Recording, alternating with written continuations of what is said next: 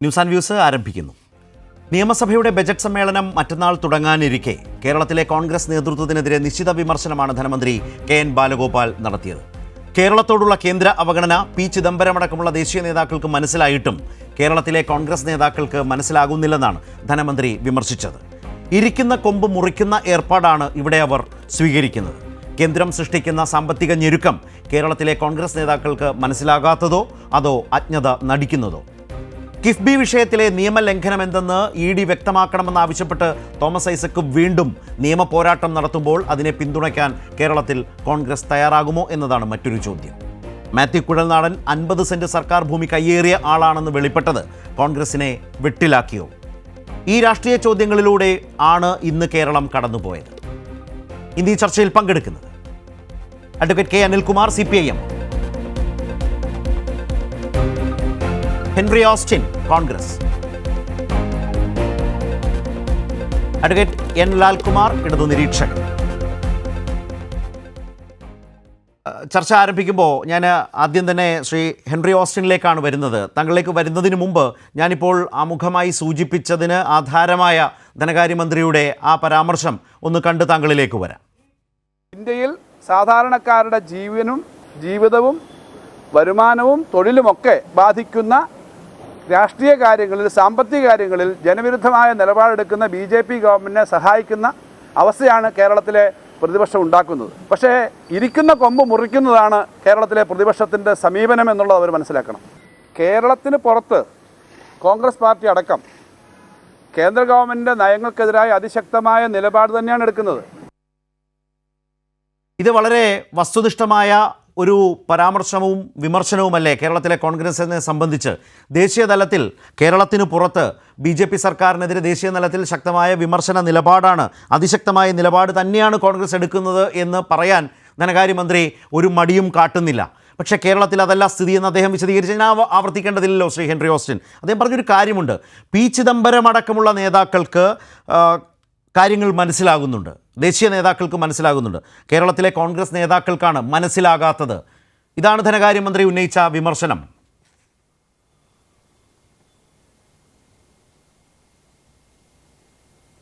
ശരത്തിൽ ഈ ആരോപണത്തിനെ സംബന്ധിച്ച് പ്രധാനമായിട്ടും കേന്ദ്ര സർക്കാർ ബഡ്ജറ്ററി അലോക്കേഷനിൽ കേരളത്തിനെ അവഗണിക്കുന്നു, അല്ലെങ്കിൽ കേരളത്തിനൊരു ചിറ്റമനയം കാണിക്കുന്നു എന്നുള്ളതാണ് ഇതിൻ്റെ കാതൽ. കേന്ദ്രത്തിനെതിരായിട്ടുള്ള വിമർശനത്തിൽ വസ്തുനിഷ്ഠത ഇല്ല എന്ന് ഞങ്ങൾ പറയുന്നില്ല. ചില കാര്യങ്ങളിൽ ഞങ്ങൾക്ക് യോജിപ്പുള്ള കാര്യങ്ങളുണ്ട് അതിൻ്റെ അകത്ത്. പ്രധാനമായിട്ടും ഇപ്പോൾ 14ാം ധനകാര്യ കമ്മീഷനിൽ 2.5% കേന്ദ്ര സർക്കാർ നമുക്ക് വിഹിതമായി വെച്ചിരുന്നത്. അത് 15ാം ധനകാര്യ കമ്മീഷനിലേക്ക് എത്തുമ്പോൾ 1.925%, ഏകദേശം 0.5% മേലെ നമുക്ക് നഷ്ടമാകുന്നുണ്ട്. പക്ഷേ രണ്ട് തരത്തിൽ നമ്മളതിനെ നിരീക്ഷിക്കേണ്ടതുണ്ട്. ഒന്ന്, ഇതിൻ്റെ ഒരു ഫാക്ടേഴ്സ്, ഇതിൻ്റെ ഒരു വെയിറ്റേജ് കൊടുത്തിട്ടുണ്ട്. ആ വെയിറ്റേജ് അനുസരിച്ചിട്ട് ഡെമോഗ്രാഫിക്സിന്, ജനസംഖ്യാനുപാതികമായിട്ടുള്ള ഈ ഒരു വിതരണത്തിനാണ് മുൻതൂക്കം കൊടുത്തിരിക്കുന്നത്. അതുകൊണ്ടാണ് കേരളത്തെ പോലെ ഡെമോഗ്രാഫിക്സ് കൺട്രോൾ ചെയ്തിട്ടുള്ള, ജനസംഖ്യാ പെരുപ്പം നിയന്ത്രണത്തിൽ കൊണ്ടുവരാൻ സഹായിച്ചിട്ടുള്ള നടപടികളെടുത്തുള്ള സംസ്ഥാനമാണ് കേരളം. അപ്പോൾ നമുക്ക് ജനസംഖ്യയുടെ വലിയ വളർച്ചയില്ലാതെ വരുമ്പോൾ അത് ഒരു തരത്തിൽ നമുക്ക് പെനാൽറ്റിയായി മാറുന്ന ഒരു സ്ഥിതിവിശേഷം ഇപ്പോൾ ഉണ്ട്. ആ ഒരു നയം കോൺഗ്രസ് എതിർക്കുന്നുണ്ട്. അത് ദേശീയ തലത്തിൽ തന്നെ ആ നയം ശരിയല്ല എന്നുള്ള നിലപാടിലാണ് കോൺഗ്രസ്. പക്ഷേ ഇപ്പോൾ ഈ അവസരത്തിൽ ഞാൻ പറയും, താങ്കൾ വസ്തുനിഷ്ഠമായി ആ സാഹചര്യം അവതരിപ്പിച്ചു. എങ്കിൽ എൻ്റെ ചോദ്യം, ഈ പ്രശ്നം കേന്ദ്രം ഇന്ദിരാഗാന്ധിയുടെ കാലം മുതൽ ജനസംഖ്യാ നിയന്ത്രണം എന്ന കേന്ദ്ര നയത്തിനനുസരിച്ച് ജനസംഖ്യ നിയന്ത്രിച്ച് മുന്നോട്ട് കൊണ്ടുപോയ രാജ്യത്തെ ആദ്യത്തെ സംസ്ഥാനമാണ് കേരളം. ആ കേന്ദ്ര നയങ്ങൾക്കനുസരിച്ച് പോവുകയും നമ്മുടെ മികവ് നമ്മൾക്ക് ഏറ്റവും വലിയ ബാധ്യതയും നമുക്ക് തിരിച്ചടിയും സാമ്പത്തിക പ്രതിസന്ധിയുമായി കേന്ദ്രം കാണുന്നുവെങ്കിൽ കോൺഗ്രസ് എതിർക്കുന്നു എന്ന് താങ്കൾ പറഞ്ഞല്ലോ. കേരളത്തിൽ നിന്ന് പോയ UDF MPമാർ ഈ വിഷയം ആ നിലയിൽ ലോക്സഭയിൽ അവതരിപ്പിച്ചിട്ടുണ്ടോ? കേരളത്തിൻ്റെ ഗൗരവമായ ഈ പ്രശ്നം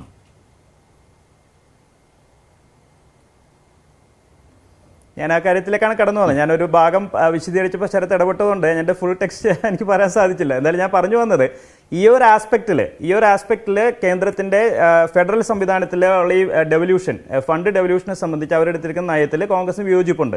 അത് ആ ഒരു കാര്യത്തിൽ കേരള സർക്കാരിൻ്റെ വിമർശനമായിട്ട് ഞങ്ങൾ യോജിക്കുന്നു. പക്ഷേ അതോടൊപ്പം തന്നെ ഈ അവസരത്തിൽ ഒരു സമരം നടത്തുമ്പോൾ ഇത് പരിപൂർണമായി കേന്ദ്രത്തിൻ്റെ പിഴവ് കൊണ്ടാണ്, അല്ലെങ്കിൽ ഈ ഒരു നയം കൊണ്ടാണ് കേരളത്തിൽ ധനകാര്യ പ്രതിസന്ധി ഉണ്ടായതെന്ന് പറയുന്നത് ശരിയല്ല എന്നൊരു നിലപാട് കൂടി UDF നുണ്ട്. കാരണം കഴിഞ്ഞ 7.5 വർഷം കൊണ്ട് ഈ ഇടതുപക്ഷ സർക്കാർ കൈക്കൊണ്ടിട്ടുള്ള ധനകാര്യ മാനേജ്മെന്റ് പാളിയിട്ടുണ്ടെന്നുള്ള കാര്യത്തിൽ യാതൊരു സംശയവുമില്ല. അവിടെ രണ്ട് കാര്യങ്ങൾ കൂടിയുണ്ട്.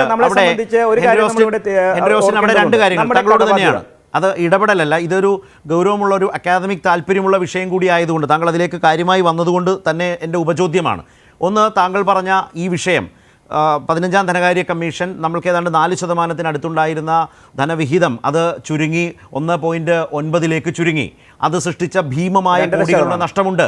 കോൺഗ്രസ് അതിനെ എതിർക്കുന്നു. 2% നിന്ന് 1.925. ഓക്കെ, അപ്പോൾ ആ നഷ്ടം കോൺഗ്രസ് എതിർക്കുന്നു എന്ന് പറഞ്ഞു. എൻ്റെ ചോദ്യം ഞാൻ ആവർത്തിക്കുന്നു, കേരളത്തിലെ UDF MPമാർ ലോക്സഭയിൽ ആ വിഷയം കേരളത്തിന് വേണ്ടി അവതരിപ്പിച്ചിട്ടുണ്ടോ? ഒന്നാമത്തെ കാര്യം.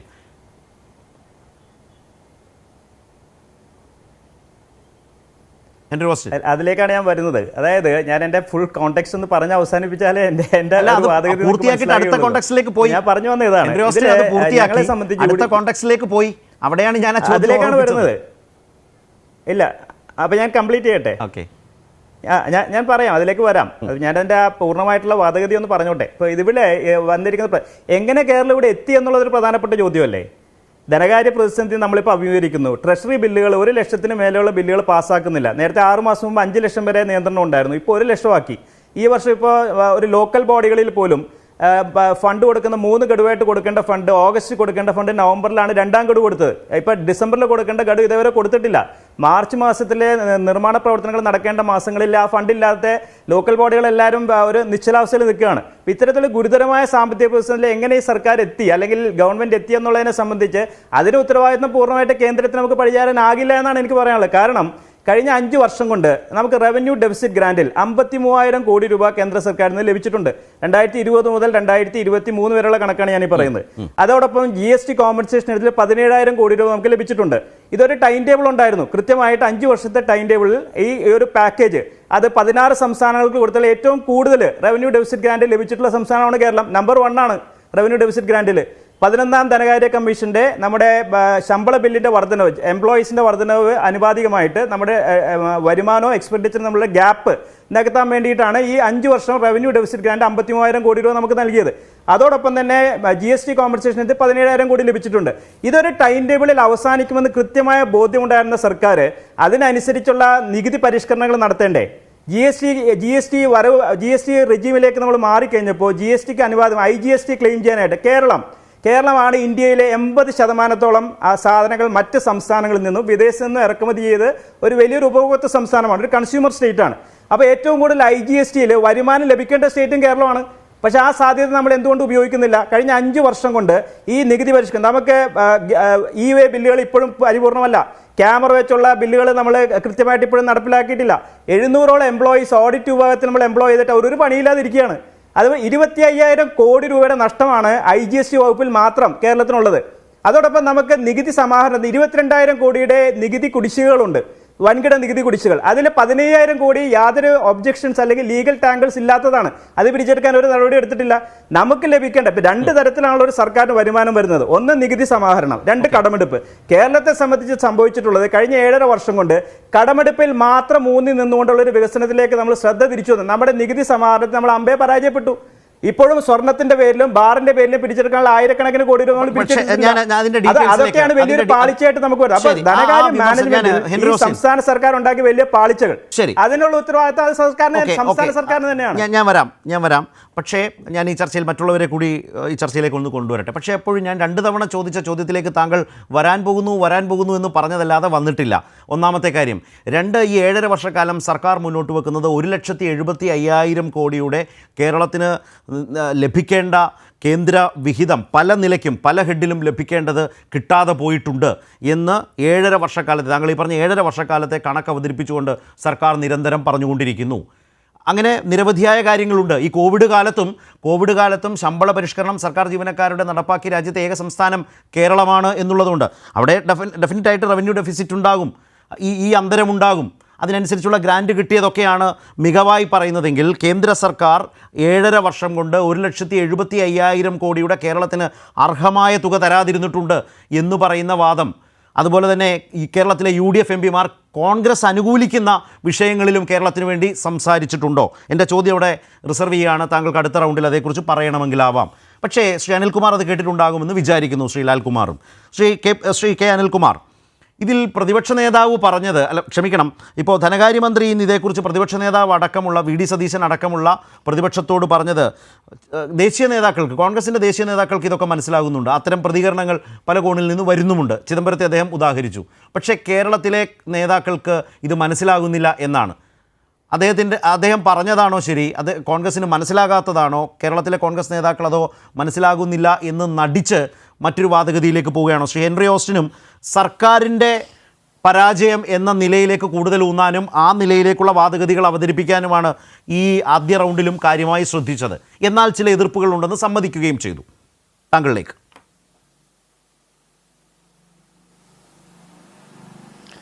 ഒന്ന്, 7.5 കൊല്ലമായി ഭരണം നടത്തിക്കൊണ്ടിരിക്കുന്ന പിണറായി സർക്കാർ ഏതെങ്കിലും മേഖലയിൽ പരാജയപ്പെട്ടെന്ന് ആർക്കും പറയാനാവില്ല. ഞാൻ അത്ഭുതത്തോടെയാണ് നോക്കിയത്. മലയാള മനോരമയുടെ ഒരു മുഖപ്രസംഗമായിരുന്നു.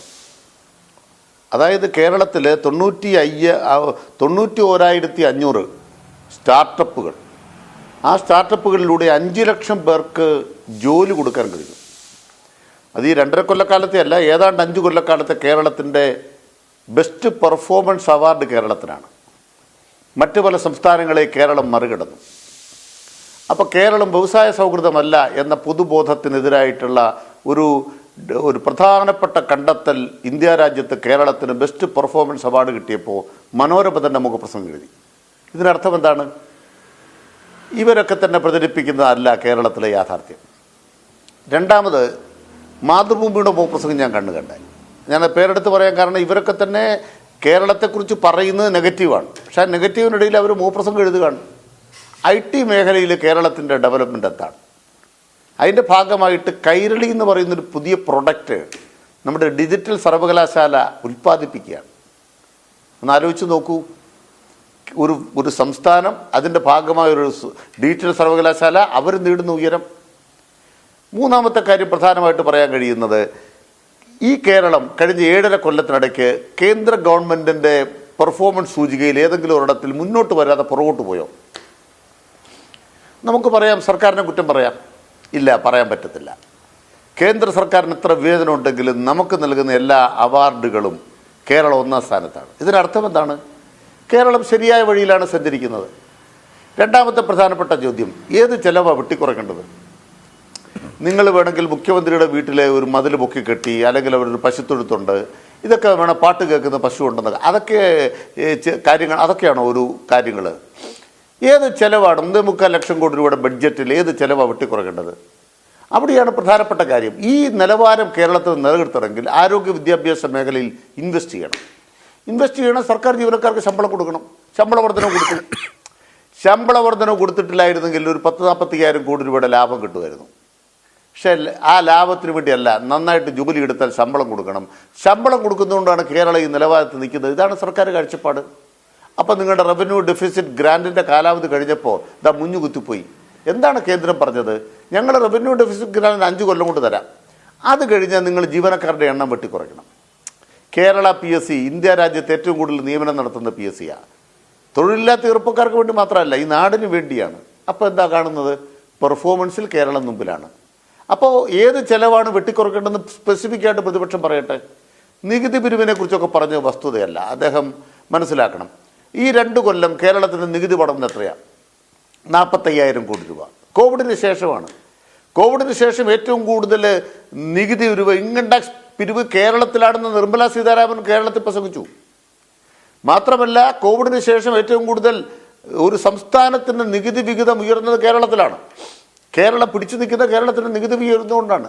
നിങ്ങൾ പറയുന്ന പോലെ IGST എന്നൊക്കെ, അതൊക്കെ വസ്തുതയല്ല. അതിന് കാരണം എന്താണെന്ന് വെച്ചാൽ ഇത് കേന്ദ്ര സർക്കാരുമായി ബന്ധപ്പെട്ട സോഫ്റ്റ്വെയർ ഡെവലപ്മെൻറ്റാണ്.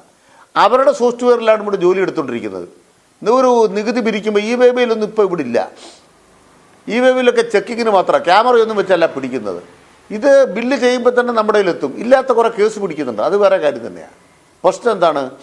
അത് കൃത്യമായിട്ട് ഇവിടെ വരുന്നുണ്ട്. നിങ്ങൾ പറയുന്ന ഒരു 50,000 കോടി രൂപയുടെ കുറേ കണക്ക്, 25,000 കോടി രൂപയുടെ നികുതി പിരിക്കാത്ത കണക്ക് പറയുന്നുണ്ട്. അത് KSRTCക്ക്, വാട്ടർ അതോറിറ്റിക്ക്, ബാക്കി കുറച്ച് തുകയുള്ളത്. അത് ഇത്രയും കൊല്ലത്തെ കുടിശ്ശികയാണ്. ഇതൊന്നും പെട്ടെന്നുണ്ടായ കുടിശ്ശികയല്ല. അപ്പം നമ്മളൊരു വാദത്തിന് വേണ്ടി സർക്കാർ മോശമെന്ന് പറയാൻ വേണ്ടി നമ്മളൊരു ഭാഗത്ത് സർക്കാരിനെ അങ്ങനെ കുറ്റപ്പെടുത്തരുത്. മറുഭാഗത്ത് നോക്കൂ, എന്താണ് കേരളത്തിൻ്റെ കേസ്? ഇതുവരെ പ്രതിപക്ഷത്തിന് മനസ്സിലായില്ലേ? ഒന്നാമത്തെ കേസെന്ന് പറയുന്നത് പ്രധാനപ്പെട്ട കാര്യം, 10ാം ധനകാര്യ കമ്മീഷൻ നമുക്ക് അനുവദിച്ചിരുന്നത് 3.82 ആണ്. നിങ്ങൾ 14 എടുത്തപ്പോൾ 14 എന്ന് പറയുന്നത് 2.5% ഉള്ളൂ. പക്ഷെ 10ാം ധനകാര്യ കമ്മീഷൻ 3.82. നമ്മുടെ ക്ലെയിം എന്താ? നമ്മൾ GDP-യിലേക്ക് കേരളം 4% കൊടുക്കുകയാണ്. ഇന്ത്യ രാജ്യത്തിൻ്റെ വിസ്തൃതിയിൽ കേരളത്തിൻ്റെ അളവ് എത്രയാണ്? 2.4 ഉള്ളൂ. അപ്പോൾ ഇന്ത്യയുടെ വിസ്തൃതിയിൽ 2.4 കേരളം GDP-യിലേക്ക് കേരളം 4% കൊടുക്കുന്നു. ഏറ്റവും കൂടുതൽ ആളോഹരി വരുമാനം, പ്രതിശീർഷ വരുമാനം കേരളത്തിലാണ്. ഇതൊക്കെ കേരളത്തിൻ്റെ പോസിറ്റീവാണ്. ഈ പോസിറ്റീവ് ഉള്ളതുകൊണ്ട് കേരളം പറയുന്നത് എന്താണ്? ഞങ്ങൾക്ക് പോസിറ്റീവ് ആയതുകൊണ്ട് ശിക്ഷിക്കരുത്. നിങ്ങളുടെ വിദ്യാഭ്യാസം നന്നായി, എന്നാൽ നിങ്ങൾക്കൊരു പൈസയില്ല. ആരോഗ്യം നന്നായി, നിങ്ങൾക്കൊരു പൈസയില്ല. അപ്പോൾ ഇങ്ങനെ ശിക്ഷിക്കുന്നതാണ് കേരളത്തിൻ്റെ ഒരു പ്രശ്നം. ഒരു സന്തോഷമുള്ളൊരു കാര്യം, തെലങ്കാന സർക്കാർ ഇപ്പം കോൺഗ്രസ് ആയതുകൊണ്ട് കോൺഗ്രസിന് ചിലപ്പോൾ ഇപ്പോൾ ബുദ്ധിമുട്ടേണ്ടി വരും. കാരണം എന്താണെന്ന് വെച്ചാൽ ദക്ഷിണേന്ത്യ സംസ്ഥാനങ്ങളിൽ കേരളം വാദിക്കുന്ന പോലെ തന്നെ വാദിക്കുന്നൊരു സ്റ്റേറ്റാണ് തെലങ്കാന. ഇത്ര നാൾ അവിടെ പ്രതിപക്ഷത്തായിരുന്നു. ഇപ്പോൾ തെലങ്കാനയുടെ ബഡ്ജറ്റ് പറട്ടെ, നിങ്ങൾ കേൾക്കാം, കേരളത്തിൻ്റെ ധനകാര്യമന്ത്രി പറയുന്ന തെലങ്കാനയിലെ മന്ത്രി ഏറ്റു പറയും. കാരണം എന്താണ്? കേരളത്തിന് തെലങ്കാനയുടെ കേസ് സമാനമായിട്ടുള്ളതാണ്. രണ്ടാമത്തെ പോയിന്റ് എന്താണ്? കേന്ദ്രാവിഷ്കൃത പദ്ധതികൾ, അതിലേക്കാണ് പ്രാധാന്യം. ആ പദ്ധതികൾ കേരളത്തിന് ഗുണകരമല്ല. അതിൽ 75% കേന്ദ്രം, 25% സംസ്ഥാനം. ഇതായിരുന്നു ഇവിടുത്തെ പരിപാടി. ഇപ്പോൾ എന്ത് ചെയ്തിരിക്കുകയാണ്? അത് 60-40 ആക്കി. നമ്മളിപ്പോൾ ഒരു 5000 കോടി ഇപ്പോൾ കുറയുമെന്ന്. കേരളം ഒരു 5000-6000 കോടി ഉണ്ടാക്കിയാലേ പഴയ കേന്ദ്ര പദ്ധതി നടപ്പാക്കാൻ പറ്റൂ. അതിൻ്റെ മാനദണ്ഡങ്ങൾ കേരളത്തിന് ഗുണകരമല്ല. അതിൻ്റെ ഭാഗമായിട്ട് സംഭവിക്കുകയാണ്, കേന്ദ്ര പദ്ധതികൾ കേരളത്തിന് കുറയുന്നു. UP-ക്കും ബീഹാറിനും ഒക്കെ വേണ്ടിയാണ് ഒരു പദ്ധതി നടപ്പാക്കുന്നത്. മൂന്നാമത്തെ പ്രധാനപ്പെട്ട കോർ ഇഷ്യൂ എന്ന് പറയുന്നത് കേരളത്തിൻ്റെ കടം. ഇവിടെ ബഹുമാനപ്പെട്ട ഹെൻറി ഓസ്റ്റിൻ പറഞ്ഞല്ലോ, കടം കൂടുകയാണോ? അല്ലല്ല, കേരളത്തിൻ്റെ കടം GDP-യുടെ 38% ഇപ്പോൾ അത് 36% ആയുള്ളൂ. കേന്ദ്രത്തിൻ്റെ കടം എത്രയാണ്? GDP-യുടെ 86%. കേന്ദ്ര സർക്കാരിൻ്റെ കടം എത്രയാണ്? 156 ലക്ഷം കോടി. മോദി വരുമ്പോൾ 53 ലക്ഷം കോടി, അത് 156 ലക്ഷം കോടി രൂപയായി. 103 കോടി രൂപയുടെ നികുതി കടവർദ്ധനവ് ഈ നരേന്ദ്രമോദി സർക്കാർ വരുത്തി. 103 ലക്ഷം കോടി. ഏതെങ്കിലും ഒരു പ്രതിപക്ഷ നേതാവിൻ്റെ ശബ്ദം നിങ്ങൾ കേട്ടോ? നരേന്ദ്രമോദി 103 ലക്ഷം കോടി രൂപയുടെ പുതിയ കടം വരുത്തിയ ആളാണ്. നിർമ്മല സീതാരാമൻ്റെ ഒരു മാസത്തെ കടവരുമാനം അല്ലെങ്കിൽ കടം വാങ്ങുന്നത് 1.5 ലക്ഷം കോടി. നിങ്ങൾ കേട്ടോ? നിർമ്മല സീതാരാമൻ്റെ കഴിഞ്ഞ ബഡ്ജറ്റ് നോക്കൂ, 18 ലക്ഷം കോടി രൂപയാണ് കടമായിട്ട് അവർ വാങ്ങുന്നത് ഒരു കൊല്ലം. ഇത് ചെയ്യുന്നതാണ് കേരളത്തിലാണ്. അവർ വന്നിട്ട് പറയുകയാണ് കേരളത്തിന് കടം കൂടുതലാണ്. എന്നിട്ട് എന്താ കേന്ദ്രം ചെയ്തുകൊണ്ടിരിക്കുന്നത്? കേരളം കടമെടുക്കാൻ അനുവാദം വെട്ടിക്കളയുന്നു. നിങ്ങൾക്ക് GDP-യുടെ 3% കടമെടുക്കാമെങ്കിൽ കേരളത്തിൻ്റെ GDP 12 ലക്ഷം കോടിയാണ്. 3%-ന് 36,000 കോടി കടമെടുക്കാം. 36,000 കോടി കടമെടുത്താൽ കേരളം സുഭിക്ഷമാകും. ഈ പറയുന്ന പെൻഷൻ 2500 കൊടുക്കാൻ പ്രശ്നമില്ല. ഈ പറയുന്ന മറ്റ് പ്രശ്നങ്ങൾ യാവും തന്നെയില്ല. കേന്ദ്രം എന്താ ചെയ്തുകൊണ്ടിരിക്കുന്നത്? നിങ്ങൾ നെല്ലിന് വില കൊടുക്കാൻ, ഒക്കെ വില കൊടുത്തേക്കാം. പക്ഷെ നിങ്ങൾ വായ്പ എടുക്കാൻ കേന്ദ്രം പരിധി വെക്കരുത്. വായ്പ എടുത്ത് അതുപോലെ റേഷൻ കൊടുക്കാം, ഞങ്ങൾ റേഷൻ നടപ്പാക്കിയേക്കാം. ഇതെല്ലാം കൂടെ സെറ്റിൽ ചെയ്യുമ്പോൾ ഒരുമിച്ച് സെറ്റിൽ ചെയ്താൽ മതി. അതിന് പകരം കേന്ദ്രം എന്താ പറയുന്നത്? ഇന്ന് വായ്പ എടുത്താൽ ഇന്ന് തന്നെ നിങ്ങളുടെ കടവരുമാന കണക്കിൽ വരും. അപ്പം അനങ്ങാൻ അനുവദിക്കുന്നില്ല. പെൻഷൻ ഫണ്ട് ബോർഡ് പ്രവർത്തിക്കുന്നില്ല. സപ്ലൈകോ സാധനം ഇല്ലാത്തതിന് കാരണം എന്താ? അരിയുടെ കാശ് കേന്ദ്രം കൊണ്ട് തരുന്നില്ല. 1000 കോടിയാണ് കേന്ദ്രം സപ്ലൈകോയുടെ നെല്ല് അങ്ങോട്ട് കൊണ്ടുപോയി അരിയായിട്ട് വിറ്റതിൻ്റെ കാശും കൊണ്ട് തരാനുള്ളത്. ഇതിങ്ങനെ റോൾ ചെയ്യല്ലേ? അതിന് ഭാഗമായിട്ട് കടമെടുക്കുന്നതിൽ വരുത്തിയ പരിധി, ഇതെല്ലാം കൂടെ വരുമ്പോഴത്തേക്കും കേന്ദ്രത്തിന്റെ കടന്നാക്രമണം ശക്തമാണ്. ഇതെല്ലാം മനസ്സിലാകാതെ ഇരിക്കുകയാണോ കോൺഗ്രസിന്? നിങ്ങൾക്ക് സാമ്പത്തിക ശാസ്ത്രജ്ഞന്മാർ നിങ്ങളുടെ കൂടെ ഇല്ലേ? മനസ്സിലാകാഞ്ഞിട്ടല്ല. മോദിയെ നോവിക്കരുത്, BJP-യെ നോവിക്കരുത്. പാർലമെന്റിൽ പോയി മോദിയെ നോവിക്കാതിരിക്കാൻ, BJP-യെ നോവിക്കാതിരിക്കാൻ കേരളത്തെ ഒറ്റുകൊടുക്കുകയാണ് MP-മാർ ചെയ്തത്. അത് ചരിത്രത്തിലെ ഏറ്റവും വലിയ ചതിയാണ്. ആ ചതി, വഞ്ചന കേരളത്തിന് പൊറുക്കാനാവില്ല. ഇവിടെ ശ്രീ ലാൽകുമാർ, രണ്ടുപേരുടെയും വാദഗതി നമ്മുടെ മുമ്പിലുണ്ട്.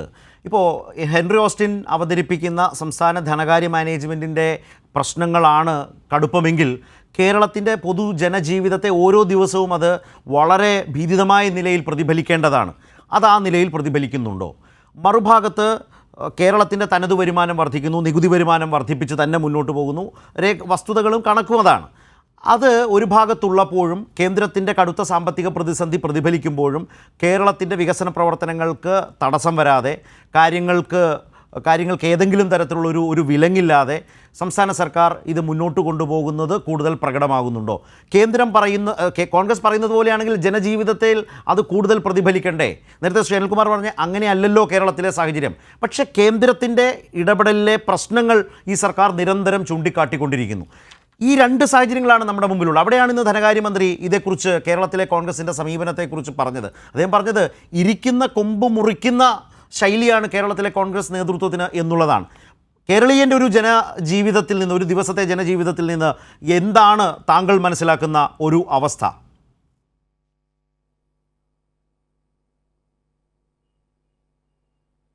അല്ല, ഇവിടെ ഹെൻറി കുറേ കാര്യങ്ങൾ പറഞ്ഞു. ഹെൻറി അക്കാഡമിക്കലി ഇൻ്റലിജൻ്റ് ആയിട്ടുള്ള ഒരാളാണ്. അദ്ദേഹം പോയിൻറ്റ്സ് കൊണ്ടുവരാൻ ശ്രമിക്കുന്ന ഒരാളുമാണ്. ഇവിടെ അടിസ്ഥാനപരമായ പ്രശ്നം എന്താണ്? ഞാൻ in my understanding I try to explain my understanding. 0.42 റുപ്പീസാണ് നമ്മൾ ഒരു രൂപ ടാക്സ് കൊടുക്കുമ്പോൾ നമുക്ക് തിരിച്ചു കിട്ടുന്നത്. നമ്മുടെ ഡെവലപ്മെൻറ്റിൻ്റെ ബേർഡൻ നമ്മൾ സഹിക്കുന്നു എന്നുള്ളത് ഹെൻറിയുടെ വാദം കറക്റ്റാണ്. പക്ഷേ അവിടെ ഒരു പ്രശ്നമുള്ളത്, നോക്കൂ, 2.something rupees, 2.5+ അത്രയും റുപ്പീസ് സെൻട്രൽ ഗവൺമെൻറ് UP പോലുള്ള സംസ്ഥാനങ്ങൾക്ക് കൊടുക്കുന്നുണ്ട്. ഈ പറയുന്ന അലോക്കേഷനെ കുറിച്ച് വെച്ചാൽ കൂടുതലായി UP, ബീഹാർ അല്ലെങ്കിൽ ഇങ്ങനെ പറയുന്ന ഈ ബീമാരു സ്റ്റേറ്റുകൾക്കൊക്കെ കൊടുക്കുമ്പോഴും രഘുറാം രാജനെ പോലൊരാൾ പറയുന്നൊരു കാര്യമുണ്ടായിരുന്നു. What is your let us talk about your effective spending. അദ്ദേഹം പറഞ്ഞുകൊണ്ടിരുന്നൊരു കാര്യമാണ് ഇഫക്റ്റീവ് സ്പെൻഡിങ്. നിങ്ങൾ ഫൈനാൻസ് കമ്മീഷൻ്റെ അലോക്കേഷൻ്റെ പണം ഒരു സർക്കാരിന് കൊടുക്കുന്നു എന്നുള്ളതല്ല, എത്ര ഇഫക്റ്റീവായിട്ടാണ് നിങ്ങളിത് സ്പെൻഡ് ചെയ്യുന്നതെന്നുള്ളതിന് വലിയൊരു കാര്യമുണ്ട്. There lies the core issue. ഈ പറയുന്ന കേരളം ഇഫക്റ്റീവ് സ്പെൻഡിങ്ങിൻ്റെ ലൂപ്പിൽ വരുന്നൊരു സംസ്ഥാനമാണ്. ഈവൻ ഫോർ രഘുറാം രാജൻ ഇതിനെക്കുറിച്ച് പറഞ്ഞിട്ടുണ്ട്. ഈ പറയുന്ന UP അല്ലെ ഇങ്ങനെയുള്ള സംസ്ഥാനങ്ങളിലേക്ക് കൂടുതൽ പണം കൊടുക്കുമ്പോഴും യഥാർത്ഥത്തിൽ ഇത് ട്രിക്കിൾ ഡൗൺ ചെയ്ത് സാധാരണ ജനങ്ങളിലേക്ക് കൃത്യമായി എത്തുന്നുണ്ടോ എന്നുള്ള ഒരു ചോദ്യം അദ്ദേഹം ചോദിക്കുമ്പം ഇല്ല എന്നുള്ളൊരു വാദം അദ്ദേഹം തന്നെ വെക്കുന്നുണ്ട്. അപ്പോൾ അദ്ദേഹം പറയുന്നൊരു കാര്യം, ഇഫക്റ്റീവ് സ്പെൻഡിങ്ങിനനുസരിച്ച് നിങ്ങൾ പണം അലോക്കേറ്റ് ചെയ്ത് കൊടുക്കുക, പോപ്പുലേഷൻ കൂടുതലുള്ളത് കൊണ്ട് ഇത്ര കൊടുക്കുക എന്നുള്ളതിന് അതൊരു റാഷണൽ അതിനകത്തില്ല എന്ന് അദ്ദേഹം പറയുന്നുണ്ട്. ഇവിടെ അതുമായിട്ട് നമുക്ക് ചേർത്ത് വായിക്കാവുന്നൊരു വിഷയമാണ്. കേരളം ഈ പറയുന്ന പോലെ സംസ്ഥാനത്തിൻ്റെ പോപ്പുലേഷൻ റീപ്ലേസ്മെൻറ്റ് ഫെർട്ടിലിറ്റി റേറ്റിലേക്ക് കൊണ്ടുവരുന്നു. That means our population is not growing, it's of course growing, but not at a remarkable rate. അത്രയും ഗ്രോത്ത് റേറ്റ് കൺട്രോൾ ചെയ്താൽ മാത്രമേ യഥാർത്ഥത്തിൽ ഒരു രാജ്യത്തിന് വികസിക്കാൻ പറ്റൂ എന്നുള്ളൊരു ആശയമുണ്ട്. റീപ്ലേസ്മെൻറ്റ് ഫെർട്ടിലിറ്റി റേറ്റ് വേണം. അതല്ലാതെ ഒത്തിരിയാണെങ്കിൽ അതിനകത്തൊരു അപകടം ഒളിഞ്ഞിരിപ്പുണ്ട് എന്ന് പോപ്പുലേഷനുമായി ബന്ധപ്പെട്ട പോപ്പുലേഷൻ തിയറിസ്റ്റുകൾ പറയുന്നുണ്ട്. ഇത് ശരിയാണെന്ന് മനസ്സിലാക്കി നമ്മുടെ സംസ്ഥാനം പോപ്പുലേഷൻ കൺട്രോൾ കറക്റ്റായിട്ട് കൊണ്ടുവന്നു. പോപ്പുലേഷൻ കൺട്രോൾ കൊണ്ടുവന്ന് പറഞ്ഞാൽ അത് ഞാൻ CPIM എന്നല്ല പറയുന്നത്, കേരളം ഭരിച്ചിട്ടുള്ള UDF അല്ലെങ്കിൽ LDF ഇതെല്ലാവരും ചേർന്ന് കൂട്ടായ ശ്രമത്തിൻ്റെ ഭാഗമായി നമ്മൾ പോപ്പുലേഷൻ നമുക്ക് നന്നായിട്ട് കുറയ്ക്കാൻ കഴിഞ്ഞു. ഈ കുറച്ചതിൻ്റെ ബേർഡനാണ് നമ്മളിപ്പോൾ അനുഭവിക്കുന്നത്. നമ്മൾ മനസ്സിലാക്കണം, ഇതിനകത്തൊരു വലിയ പൊളിറ്റിക്സ് ഒളിഞ്ഞിരിപ്പുണ്ട്. ഞാനത് കഴിഞ്ഞ ദിവസം എവിടെയോ എക്സ്പ്ലെയിൻ ചെയ്തു. എനിക്ക് കൈരളിയിലാണോ ഞാൻ എക്സ്പ്ലെയിൻ ചെയ്തതെന്ന് എനിക്കറിയില്ല. ഈ പറയുന്ന പൈസ കൂടുതൽ ആ സംസ്ഥാനങ്ങൾ കൊടുക്കുന്നു, അവർക്ക് ഇന്നെഫക്റ്റീവ് സ്പെൻഡിങ് ഉണ്ടാകുന്നു, നമ്മൾ പോപ്പുലേഷൻ കൺട്രോൾ ചെയ്യുന്നു.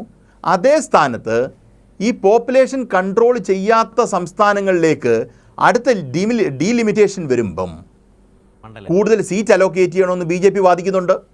എന്നുവെച്ചാൽ ഈ പോപ്പുലേഷൻ കൺട്രോൾ ചെയ്യാത്ത സംസ്ഥാനങ്ങൾ ഇവർ ഏറ്റവും കൂടുതൽ പണം കൊടുക്കുന്ന സംസ്ഥാനത്ത് കൂടുതൽ ഇലക്ഷൻ്റെ സീറ്റും കൂടെ വരും. അപ്പം പോപ്പുലേഷൻ കൺട്രോൾ എന്ന് പറയുന്നത് രാജ്യത്തിൻ്റെ വികസനത്തിൻ്റെ ആവശ്യമാണെന്ന് ഇവരിങ്ങനെ ഘോരഘോരം പ്രസംഗിക്കുമ്പോൾ പോലും അത് കൊണ്ടുവന്നു കഴിഞ്ഞാൽ അവർക്കുള്ള വോട്ട് ബാങ്കിനെ അത് ബാധിക്കുമെന്ന് കൃത്യമായി അറിയാവുന്നതുകൊണ്ട് അതിൽ അവർ ടച്ച് ചെയ്യത്തുമില്ല.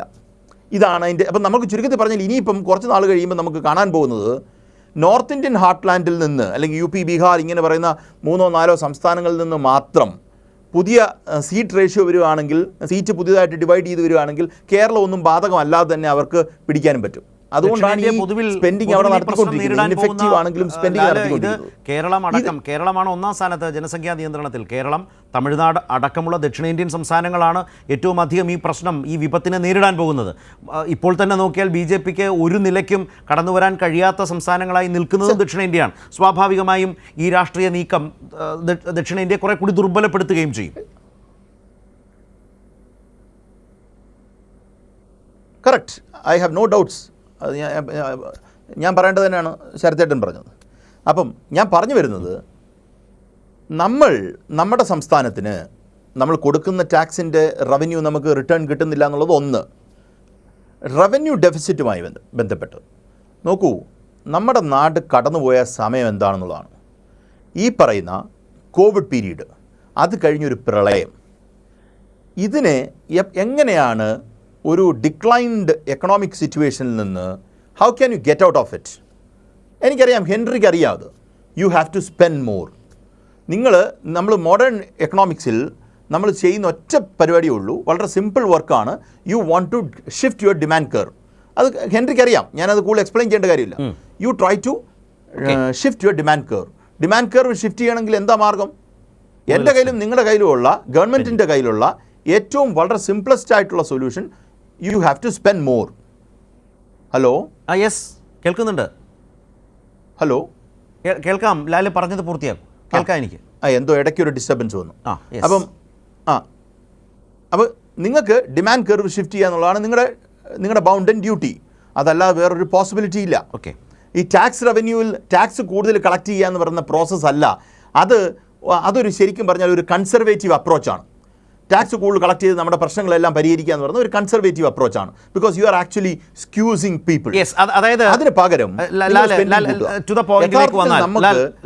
പോയിന്റിലേക്ക് വന്നാൽ കേരളത്തിന്റെ ധനകാര്യ മാനേജ്മെന്റിനെ പഴി പറയുന്ന പ്രതിപക്ഷത്തിന്റെ ഒബ്സർവേഷനിൽ പാളിച്ച ഉണ്ടെന്നാണോ? അല്ല, ഞാൻ പറഞ്ഞു വരുന്നത് പാളിച്ചുണ്ട്, ഉറപ്പായിട്ടും പാളിച്ചുണ്ട്. കാരണം അവർ കാണാതെ പോകുന്ന നമുക്കുണ്ടായേക്കുന്ന ഫൈനാൻഷ്യൽ ഇഷ്യൂസ് നോക്ക്. നമ്മൾക്ക് പൈസ ഒന്നും ഇവർ പറയുന്ന രീതിയിൽ കളഞ്ഞിട്ടില്ല.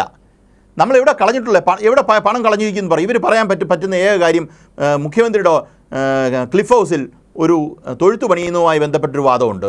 ശരി. അടുത്ത എന്താ, അവിടെ ഒരു സ്വിമ്മിംഗ് പൂൾ പണിയുന്നു എന്ന് പറയുന്നുണ്ട്. അവിടെ ഒരു ലിഫ്റ്റ് പണിയുന്നു എന്നുള്ളതുണ്ട്. ഇതല്ലാതെ ഈ പറയുന്ന രീതിയിൽ, അല്ലെങ്കിൽ മുഖ്യമന്ത്രിക്ക് ഒരു കാറ് മേടിച്ചു, ജയരാജന് ഒരു കാറ് മേടിച്ചു എന്നും പറയാം. ഇതൊന്നുമല്ല കേരളത്തിൻ്റെ സമ്പത്ത് വ്യവസ്ഥയെ നിയന്ത്രിക്കുന്നതും സമ്പത്ത് വ്യവസ്ഥയുടെ പ്രൂഡൻസ് കാണിക്കുന്നതും. ഒരു സംശയമില്ല കാര്യത്തിൽ. എനിക്കറിയാം, അത് ഹെൻറിക്ക് അറിയാവുന്നു. അപ്പം ഞാൻ വളരെ ടെക്നിക്കലായിട്ടാണ്, ഹൈപ്പർ ടെക്നിക്കലായിട്ടാണ് ഞാൻ സംസാരിച്ചതെന്ന് എനിക്കറിയാം. അത് ഹൈപ്പർ ടെക്നിക്കലായിട്ടേ കുറേ സംസാരിക്കാൻ പറ്റൂ. അപ്പം ഞാൻ പറഞ്ഞു വരുന്ന പോയിന്റ് നിങ്ങൾക്ക് ഈ പറയുന്ന പ്രളയത്തിന് ശേഷം, കോവിഡിന് ശേഷം റവന്യൂ ഇല്ലാത്ത ഒരു സ്പെൻഡിങ്ങിലേക്ക് നമുക്ക് പോകേണ്ട വന്നിട്ടുണ്ട്. നല്ല ശതമാനം സ്പെൻഡിങ്ങിലേക്ക് പോകേണ്ട വന്നിട്ടുണ്ട്. അത് നമ്മുടെ ആൾക്കാരെ പിടിച്ചു നിർത്താൻ, അവർക്ക് ക്ഷേമ പെൻഷൻ കൊടുക്കാൻ, ആ സമയത്ത് കൂടുതലായി സാധന സാമഗ്രികൾ എത്താൻ ഒക്കെയുള്ള ശ്രമം നടത്തിയിട്ടുണ്ട്. ആ സ്പെൻഡിങ് നമുക്ക് പ്രത്യേകിച്ച് ഡിമാൻഡ് ഷിഫ്റ്റ് ചെയ്യിക്കാൻ പറ്റാത്ത, എന്ന് വെച്ചാൽ കോവിഡ് എന്ന് വെച്ചാൽ മൊത്തം ക്ലോസ് ചെയ്ത് കിടക്കുന്ന സമയമാണ് അല്ലേ.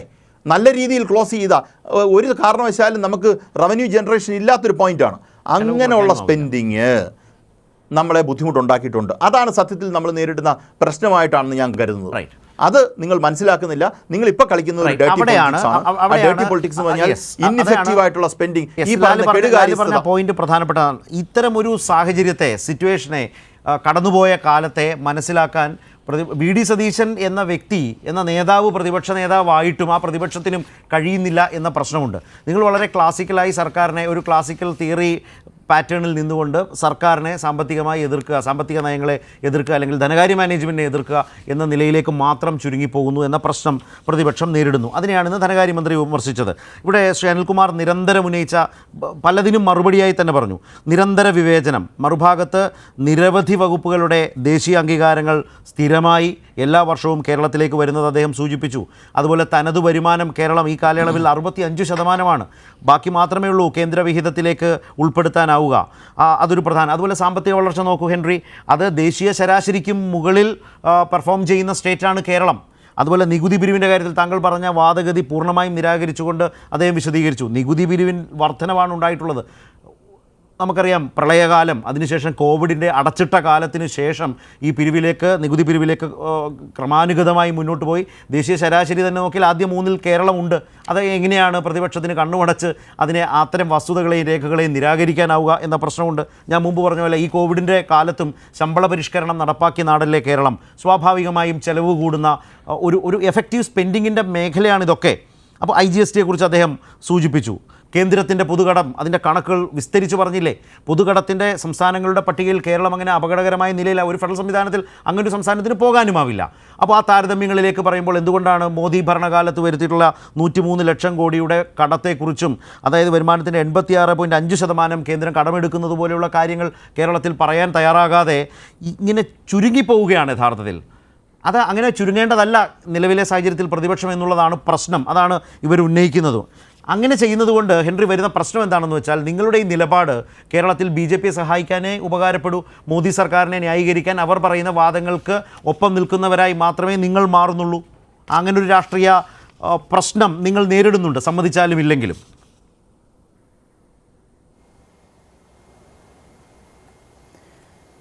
ശരത്, ഇതേവരെ പോയത് ഇപ്പോൾ അനിൽകുമാർ ആണെങ്കിലും ലാലാണെങ്കിലും ഒരു അക്കാഡമിക് സെൻസിൽ തന്നെ കുറേ കാര്യങ്ങൾ ചർച്ചയിലേക്ക് കൊണ്ടുവന്നിട്ടുണ്ട്. ഞാനും അതിനാണ് ശ്രമിച്ചത്. നമ്മളൊരു ഹൈപ്പർ പൊളിറ്റിക്കൽ ഡിസ്കഷനേക്കാൾ ഉപരിയായിട്ട് ഈ ഒരു മാറ്ററിൽ എക്കണോമിക്സ് എന്ന് പറയുന്നത് കണക്കാണല്ലോ. ഇപ്പോൾ സാമ്പത്തിക നയങ്ങളെ സംബന്ധിച്ചും നമ്മളുടെ അതിൻ്റെ നടത്തിപ്പിനെ സംബന്ധിച്ചുള്ള ഒരു ചർച്ചയാണ് ഇത് നമ്മൾ ഉരുത്തിരിഞ്ഞു വരുന്നത്. ഇപ്പോൾ ഇതിലെ ചില കാര്യങ്ങൾ, ഇപ്പോൾ ലാൽ ഇവിടെ സൂചിപ്പിച്ച കാര്യം സ്പെൻഡിങ്ങിനെ സംബന്ധിച്ച് പറഞ്ഞു. ശരിയാണ്, ഒരു മാന്ദ്യകാലത്ത് നമ്മൾ സർപ്ലസ് എമൗണ്ട് സ്പെൻഡ് ചെയ്ത് ഡിമാൻഡ് ക്രിയേറ്റ് ചെയ്ത് മണി സർക്കുലേഷൻ കൂട്ടുക എന്നുള്ള കെയ്നീഷ്യൻ എക്കണോമിയുടെ ഒരു വിശകലനമാണ് അദ്ദേഹം നടത്തിയത്. അത് വളരെ കറക്റ്റാണ്. പക്ഷേ അതിലൊരു പ്രധാനപ്പെട്ട ഒരു കീ ഡിഫറൻസ് ഉള്ളത്, ഒരു സോവറിൻ സ്റ്റേറ്റ് ചെയ്യുന്നത് പോലെ അല്ല അതിൻ്റെ ഒരു ഫെഡറൽ സംവിധാനത്തിലുള്ള ഒരു സ്റ്റേറ്റ് ചെയ്യുന്നത്. കാരണം കറൻസി പ്രിൻറ്റ് ചെയ്യാൻ കപ്പാസിറ്റി ഉള്ള ഒരു ഗവൺമെൻറ്, സെൻട്രൽ ഗവൺമെൻറ്റിന് കറൻസി പ്രിൻറ്റ് ചെയ്യാനായിട്ടുള്ള അധികാരമുണ്ട്. ഒരു സ്റ്റേറ്റിന് അങ്ങനെ അധികാരമുണ്ടോ? നമുക്ക് അധികാരമില്ല. നമുക്ക് കടമെടുപ്പിനെ സംബന്ധിച്ചാണെങ്കിലും ഫിസ്ക്കൽ മാനേജ്മെൻറ്റിനെ സംബന്ധിച്ചാണെങ്കിലും ബൗണ്ട് ആൻഡ് റൂൾസ് ഉണ്ട്. നമ്മൾ നേരത്തെ ഇവിടെ സൂചിപ്പിച്ചു, GST ഇവിടെ 3% കേരളത്തിന് കടമെടുക്കാൻ പരിധിയുള്ളൂ. ഇപ്പോൾ നമ്മുടെ 8 ലക്ഷത്തിൻ്റെ ഒരു GST ഉള്ള ഒരു സ്റ്റേറ്റിൻ്റെ അറൗണ്ട് അബൌട്ട് ഒരു 36,000 crores ആണ് നമുക്ക് കടമെടുക്കാൻ പരിധിയുള്ളത്. അതിൽ വന്നിരിക്കുന്ന പ്രശ്നം എന്താണ്? കഴിഞ്ഞ വർഷം ഇപ്പോൾ കടമെടുപ്പിനെ സംബന്ധിച്ച് അനിൽകുമാർ പറഞ്ഞതിനുള്ളൊരു മറുപടിയാണ് സൂചിപ്പിക്കുന്നത്. കഴിഞ്ഞ വർഷം നമ്മളുടെ കടമെടുപ്പിൽ കിഫ്ബിക്ക് വേണ്ടി എടുത്ത കടം 86,000 കോടി രൂപയാണ് കിഫ്ബിക്ക് ഔട്ട്ലേ ഉള്ളത്. അതിൽ 25,000 കോടി രൂപയോളം നമ്മൾ ഇതുവരെ റേസ് ചെയ്തിട്ടുണ്ട്. അതിൽ ഏകദേശം 12,000 കോടി രൂപ സെസ് വഴിയാണ് ലഭിച്ചിട്ടുള്ളത്. ബാക്കി നമ്മൾ ഔട്ടർ സോഴ്സസിൽ നിന്ന്, മസാല ബോണ്ട് അടക്കം നമ്മൾ ഔട്ട്സൈഡ് സോഴ്സിൽ നിന്ന് ഹൈ ഇൻട്രസ്റ്റ് നമ്മൾ എടുത്തിരിക്കുന്നതാണ്. അപ്പോൾ ഇതിനുള്ള സോവറിൻ ഗ്യാരണ്ടി കൊടുത്തിരിക്കുന്നത് ഗവൺമെന്റ് ആണ്. പക്ഷേ ഓഫ് ബഡ്ജറ്റാണ്. ബഡ്ജറ്റിലെ കടമെടുപ്പിന്റെ പരിധിയിൽ പെടുത്താതെയാണ് കിഫ്ബിയുടെ കടമെടുപ്പ് നമ്മൾ പുറത്തു നിർത്തിയത്. അല്ല, അതിലെ ഇൻട്രസ്റ്റ് ഉണ്ട്. മസാല ബോണ്ട് 8.75% ആണ് ഇൻട്രസ്റ്റ്. അതിന്റെ സോവറിൻ ഗ്യാരണ്ടി കേരള ഗവൺമെന്റിനാണ്. അത് താങ്കൾ പറഞ്ഞപ്പോൾ ഞാനൊന്ന് തിരുത്തിയേ ഉള്ളൂ. കാര്യം 8.75% ലോ ഇൻട്രസ്റ്റ് ആണോ? ശരത്തിന്റെ വിവേചനത്തിലെ 8.75% ലോ ഇൻട്രസ്റ്റ് ആണോ? മസാല ബോണ്ടിന്റെ ഇൻട്രസ്റ്റ് 8.75% ആണ്. അത് കുറവാണോ? ഇന്ത്യൻ റുപ്പി ടേംസ് അല്ലേ? അത് വളരെ കൂടുതലാണ്. സോവറിൻ ലോണിൽ നമ്മൾ BB മൈനസ് ആണ്. അത് പറയും. നമ്മള് ഇന്ത്യൻ റുപ്പി ടേംസ് ആണെങ്കിലും BB മൈനസ് നമ്മുടെ ബോണ്ടിന്റെ ഗ്രേഡിംഗ് നമ്മളൊരു വ്യക്തിഗത ലോൺ എടുത്താൽ ബാങ്കിൽ നമ്മൾ എത്ര രൂപ പലിശ കൊടുക്കണം? 8.5% കൊടുത്താൽ മതിയോ? 2-3 കാര്യങ്ങൾ പറയാനുണ്ട് എനിക്ക്.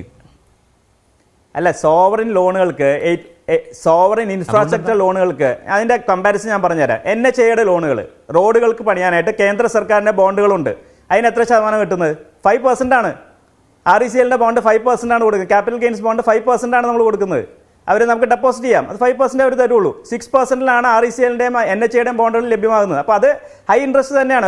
നമുക്ക് ഗ്രേഡിങ്, ബോണ്ടിന്റെ ഗ്രേഡിങ് ഡൗൺഗ്രേഡഡ് ബോണ്ടുകൾ ആയതുകൊണ്ട് അത്രയും ക്രെഡിറ്റ് വർത്തിനെസ് ഇല്ലാത്തതുകൊണ്ടാണ് ഹയർ റേറ്റ് കൊടുക്കേണ്ടി വന്നത്. അതൊക്കെ ഒരു ടെക്നിക്കൽ ടേമാണ്, നമ്മൾ അതിലോട്ട് കിടക്കുന്നില്ല. എന്തായാലും ഒരു കാര്യം കൂടി ഞാൻ സൂചിപ്പിക്കാൻ ആഗ്രഹിക്കുന്നത്, അത്തരത്തിലുള്ള കടമെടുപ്പ് ഓഫ് ബഡ്ജറ്റ് ആയിട്ടുള്ള, ഓഫ് ദ ബുക്സ് ആയിട്ടുള്ള, ബഡ്ജറ്റിൽ റിഫ്ലക്ട് ചെയ്യാതെ സംസ്ഥാനത്തിന്റെ കടമെടുപ്പ് പരിധിയുടെ ഉള്ളിൽ നിന്നുകൊണ്ട് അത് ചെയ്യുന്നതിന് പകരം അതിന് പുറത്തായിട്ട് നമ്മൾ ഓഫ് ബഡ്ജറ്റായിട്ട് ചെയ്തുകൊണ്ടാണ് അത് RBI അതിൽ ക്യാച്ച് ഓൺ ചെയ്യുകയും ഇപ്പോൾ അത് ഇതിന്റെ ഉൾപ്പെടെ ചെയ്യണമെന്ന് പറഞ്ഞത്. അപ്പോൾ കിഫ്ബിക്ക് എടുത്ത കടത്തിന്റെ ആ വിഹിതം കൂടി നമ്മുടെ സംസ്ഥാനം ഇതിൽ നിന്ന് കുറയ്ക്കുകയാണ് ചെയ്തിട്ടുള്ളത്. അതേപോലെ തന്നെ പെൻഷൻ ഫണ്ട് സംസ്ഥാന പെൻഷൻ ഫണ്ട് 13,000 കോടി കടമെടുത്തിട്ടുണ്ട്. അതിനും സ്റ്റേറ്റാണ് ഗവൺമെൻറ് ആണ് ഗ്യാരണ്ടി കൊടുത്തിട്ടുള്ളത്.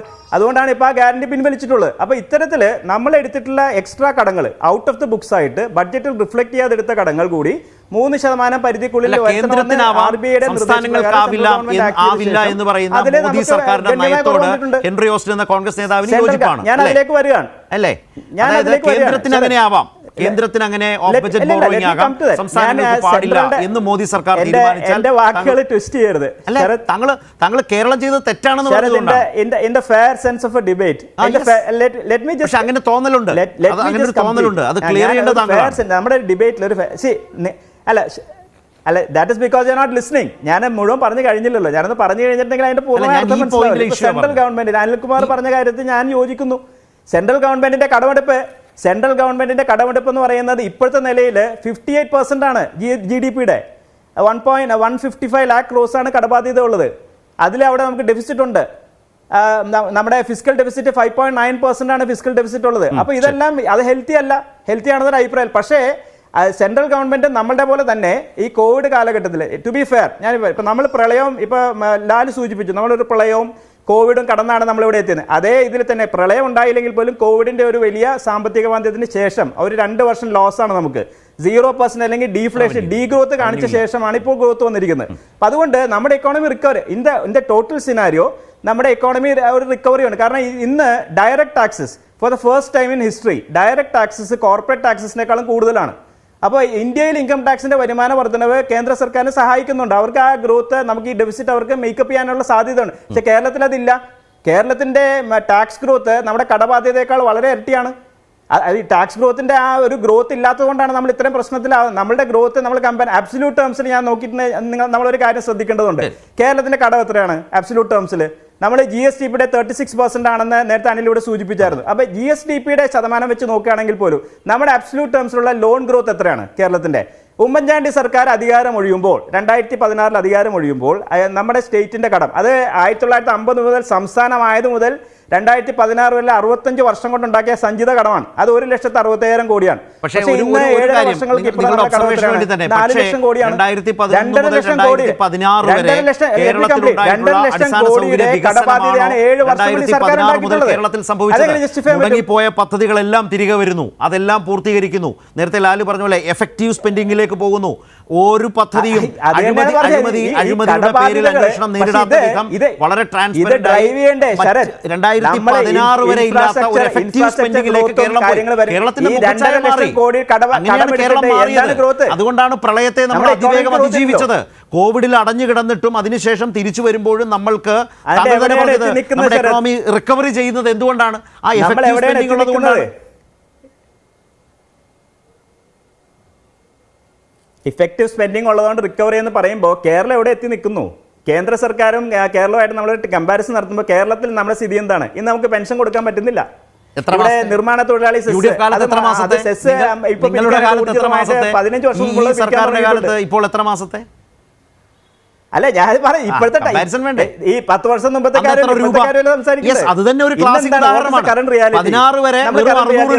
സപ്ലൈകോയുടെ അവസ്ഥ എന്താണ്? KSRTCയുടെ അവസ്ഥ എന്താണ്? പെൻഷന്റെ അവസ്ഥ എന്താണ്? എല്ലാ കാലത്തും ഇങ്ങനെയല്ലേ? പക്ഷേ അങ്ങനെ നോക്ക്, KSRTC സ്പെൻഡ് ചെയ്തതിൽ 2011-16 കാലയളവിൽ ഉമ്മൻചാണ്ടി സർക്കാർ സ്പെൻഡ് ചെയ്തതിലും എത്രയോ അധികം ഇരട്ടിയാണ് പിന്നീട് വന്ന സർക്കാർ ചെലവാക്കിയിട്ടുള്ളത്. കണക്കുകൾ പബ്ലിക് ഡൊമൈനിൽ. ഒരൊറ്റ ചോദ്യത്തിന് ശരത് എനിക്ക് ഉത്തരം നൽകിയാൽ മതി. ശരത് എനിക്ക് ഒരു ചോദ്യത്തിന് എനിക്ക് ഉത്തരം നൽകിയാൽ മതി. നമുക്കൊരു സാമ്പത്തിക പ്രതിസന്ധി ഇല്ലെങ്കിൽ നമ്മൾ എന്തിനാ ചർച്ച നടത്തുന്നത്? സാമ്പത്തിക പ്രതിസന്ധിയുടെ കാരണത്തിലാണ് പ്രശ്നം. കേരളത്തിന്റെ നമുക്ക് പറയാൻ പറ്റുമോ? ഈ സാമ്പത്തിക പ്രതിസന്ധി നമുക്ക് രൂക്ഷമായി ഉണ്ട്. അതിന്റെ കാരണം കേന്ദ്രമാണ് എന്ന് പറയുന്നത് പ്രതിപക്ഷം അതിന് ഒരു കാരണം മാത്രമായി അവതരിപ്പിക്കുന്നു. ഒരു സാമ്പത്തിക പ്രതിസന്ധി നമുക്കുള്ളത് ഞാൻ പറഞ്ഞു വന്ന അത് തന്നെയാണ്. ശ്രീ അനിൽകുമാർ ഞാൻ പറഞ്ഞത് ഒറ്റ പോയിന്റേ ഉള്ളൂ. അദ്ദേഹത്തിന്റെ വാദം ശ്രദ്ധിച്ചല്ലോ. സെന്ററിനെ ബ്ലെയിം ചെയ്യാൻ പറ്റില്ല. വലിയൊരു പങ്ക് സംസ്ഥാന സർക്കാരിനുണ്ട്. ഓക്കെ, വീണ്ടും അതിലേക്ക് വരികയാണ്. എന്നാൽ മുമ്പ് പറഞ്ഞതുപോലെ അവർക്കറിയാം, താങ്കൾ നേരത്തെ അവതരിപ്പിച്ചു ഈ ചർച്ചയുടെ ഈ ഒരു ഘട്ടത്തിൽ. എൻ്റെ ചോദ്യം, യഥാർത്ഥത്തിൽ ഈ പ്രശ്നങ്ങൾ കേരളത്തിലുണ്ട് എന്നറിയാത്തതല്ല പ്രതിപക്ഷത്തിന്. കേന്ദ്രത്തിൻ്റെ റോള് വളരെ ക്രൂഷ്യലാണ് എന്നുള്ളതും അവർക്കറിയാം. പക്ഷേ സംസ്ഥാനത്തിൻ്റെ ഒരു പൊതു സമരത്തിനൊപ്പം, കേരളത്തിൻ്റെ പൊതു ആവശ്യത്തിനൊപ്പം, ആ സമരത്തിനൊപ്പം, ദില്ലിയിലെ സമരത്തിനടക്കം ഒപ്പം നിൽക്കാൻ, രാജ്യത്തെ പ്രതിപക്ഷമാകെ നിൽക്കാൻ പോകുന്നു എന്നൊരു രീതിയാണ് കാണുന്നത്. എല്ലാ BJP ഇതര സർക്കാരുകളും പാർട്ടികളും ഒക്കെ പിന്തുണയ്ക്കുന്ന ഒരു സാഹചര്യം വരുമ്പോൾ കേരളത്തിലെ UDF മാത്രം അതിനോട് മുഖം തിരിഞ്ഞു നിൽക്കുന്നു. ഇതിൻ്റെ യഥാർത്ഥ പ്രശ്നം അത് രാഷ്ട്രീയമാണോ? അങ്ങനെ ചെയ്താൽ കേരളത്തിൽ ഈ സർക്കാരിന് എന്തെങ്കിലും ഗുണമായി പോകുമോ എന്ന ഒരു പ്രതിപക്ഷത്തിൻ്റെ വളരെ ബാലിശമായ ചിന്തയുടെ പിടിയിലാണോ കോൺഗ്രസ് നയിക്കുന്ന UDF, അല്ലെങ്കിൽ കോൺഗ്രസ് പ്രതിപക്ഷ നേതാവ്?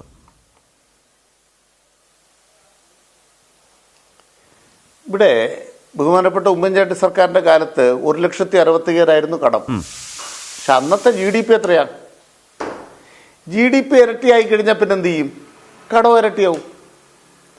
കേരളത്തിൻ്റെ GDP ഇരട്ടിയായോ? ചോദ്യം അതാണ്. ഉമ്മൻചാണ്ടി സർക്കാരിൻ്റെ കാലത്ത് ഈ 7.5 കൊല്ലക്കാലം കൊണ്ട്. ഞാൻ ഒറ്റ ഉദാഹരണം മാത്രം പറയാം. ബഡ്ജറ്റ് എത്രയായി? ഉമ്മൻചാണ്ടി സർക്കാരിൻ്റെ കാലത്ത് പരമാവധി ബഡ്ജറ്റ് അവതരിപ്പിച്ചിരുന്നത് 70,000 കോടി രൂപയുടെ വാർഷിക ബഡ്ജറ്റ്. ഇപ്പോൾ 1.25 ലക്ഷം കോടി രൂപയുടെ. കേരളത്തിൻ്റെ സമ്പദ്ഘടന വളർത്താൻ ഈ കേരള സർക്കാരിന് കഴിഞ്ഞെന്നേ. നികുതി വളർന്നേ, എല്ലാ രംഗത്തും വളർച്ചയാണെന്ന്, GDP വളർന്നേ. ഉമ്മൻചാണ്ടി സർക്കാരിൻ്റെ കാലത്ത് ഉണ്ടായിരുന്ന കടം എത്രയാണ്? അത് അന്നത്തെ GDP-യുടെ ഇത്ര ശതമാനമാണെങ്കിൽ, 38% ഇപ്പോഴത്തെ GDP-യുടെ 36% കടമുള്ളൂ. അതുകൊണ്ട് പെർസെൻറ്റേജ് എടുത്താൽ ഉമ്മൻചാണ്ടി സർക്കാരിൻ്റെ കാലത്തെ ശതമാനം കടം ഇന്നില്ല. ഇതാണ് അക്കാഡമിക് ആയിട്ടുള്ള മറുപടി, കൃത്യമായ മറുപടിയാണ്. രണ്ടാമത്തെ കാര്യം, ഈ KSRTCക്ക് എന്താ പറ്റിയേ? ഒന്നും പറ്റിയിട്ടില്ല. ഉമ്മൻചാണ്ടിയുടെ സർക്കാരിൻ്റെ കാലത്ത് KSRTCക്ക് പെൻഷൻ കൊടുത്തത് ഉമ്മൻചാണ്ടി സർക്കാരാണോ? അല്ല. ഇപ്പോൾ LDF പെൻഷൻ കൊടുക്കുന്നത്. എല്ലാ മാസവും ശമ്പളത്തിന് 30 കോടി കൊടുക്കുന്നു. ഞങ്ങളെയാണോ നിങ്ങൾ ചീത്ത പറയണത്? കേന്ദ്ര സർക്കാരിന് പൊതുമേഖല വിറ്റ് വരുവാനുണ്ടെന്നേ. കേന്ദ്ര സർക്കാരിന് പൊതുമേഖലയ്ക്ക് ഇൻവെസ്റ്റ്മെൻ്റ് ഇല്ലെന്നേ. ഇവിടെ KFOണ് പൊതുമേഖലയ്ക്ക് ഇൻവെസ്റ്റ്മെൻ്റാണ്. ഞങ്ങൾ പൊതുമേഖലയിലാണ്. ഡിജിറ്റൽ സർവകലാശാലയ്ക്ക് എത്ര കോടിയാ? വ്യവസായ ഇടനാഴിക്ക് എത്ര കോടിയാ? കിബിയുടെ ഏത് പദ്ധതിയാണ് വേണ്ടാത്തത്? കിബി ഇല്ലായിരുന്നെങ്കിൽ ദേശീയപാത വികസിക്കില്ല. ഇപ്പം കിബി ദേശീയപാതയ്ക്ക് വേണ്ടി നമ്മൾ കൊടുത്ത 5,650 കോടി രൂപയാണ്. കേരളത്തിൻ്റെ ഏതെങ്കിലും ഒരു ബഡ്ജറ്റിൽ നിന്ന് കേന്ദ്രത്തിന് 5,650 കൊടുക്കാൻ പറ്റുമോ? അപ്പം നിങ്ങൾ കിബിയെ എടുക്കുമ്പോൾ കിബി ഇല്ലെങ്കിൽ ദേശീയപാത ഉണ്ടാവില്ല. അവിടാണ് കേരളം പറയുന്നത്, കേന്ദ്ര സർക്കാർ പല കാര്യങ്ങൾ അവരുടെ പദ്ധതികൾ നടപ്പാക്കുമ്പോൾ നമുക്കൊരു 16,000 കോടി രൂപ ഒരു അഡ്ജസ്റ്റ്മെൻറ്റ് ചിലവുണ്ട്. നമ്മൾ ചിലവാക്കി കഴിഞ്ഞ് കണക്ക് കൊടുത്താലേ കിട്ടുള്ളൂ. ആ 6,000 കോടി കടം കൊടുക്കാൻ സമ്മതിക്ക്. എന്താ പ്രശ്നം? പിന്നെ നമ്മുടെ ട്രഷറിയിൽ ഈ സർക്കാർ ജീവനക്കാർ ATM-ൽ നിന്ന് പൈസ എടുക്കുമ്പോൾ ശാല പൈസ മിച്ചം വരും. ഈ മിച്ചം വരുന്നത് എല്ലാം കൂടെ കണക്കാക്കിയിട്ട് 4-5 കൊല്ലക്കാലത്തെ ആകെ ശരാശരി എടുത്തിട്ട് അത്രയും രൂപ നിങ്ങളുടെ ട്രഷറിയിൽ ഉണ്ടെന്നൊരു ഇമാജിനേഷൻ നടത്തിയിട്ട് ഇപ്പോൾ 5,900 കോടി ഇനി ഈ ഒരാഴ്ച മുന്നേ വെട്ടിക്കുറച്ചിരിക്കുക. അവിടെ കുറേ ആളുകൾ വെട്ടാൻ നിൽക്കുക.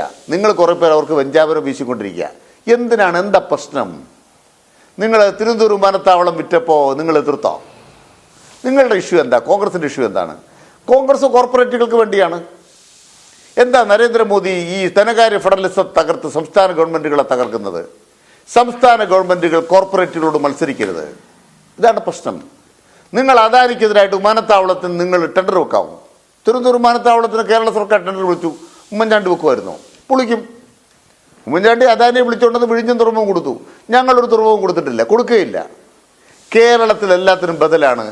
ഇന്ത്യ രാജ്യത്തെ ഗ്ലോബലൈസേഷന് മുന്നിൽ കോർപ്പറേറ്റുകളാണ് ഓരോ സ്റ്റേറ്റിനും രക്ഷിക്കാനുള്ളതെന്ന് പറഞ്ഞു ഓരോ സംസ്ഥാനങ്ങളും കോർപ്പറേറ്റ് മുതലാളിമാർക്ക് പരവതാനി വിരിച്ച് അദാനിയെ അംബാനിയെല്ലാം വിളിച്ചുകൊണ്ട് പോകുമ്പോഴത്തേക്കും ഒരംബാനിയുടെ അദാനിയുടെ സഹായം ഇല്ലാതെ ഈ കേരളം എന്ന് പറയുന്നത് കേരളത്തിൻ്റെ ഗവൺമെൻറ് ഉയർത്തിയ ബദൽ സംവിധാനങ്ങൾ ഉപയോഗിച്ച് വളരുകയാണ്.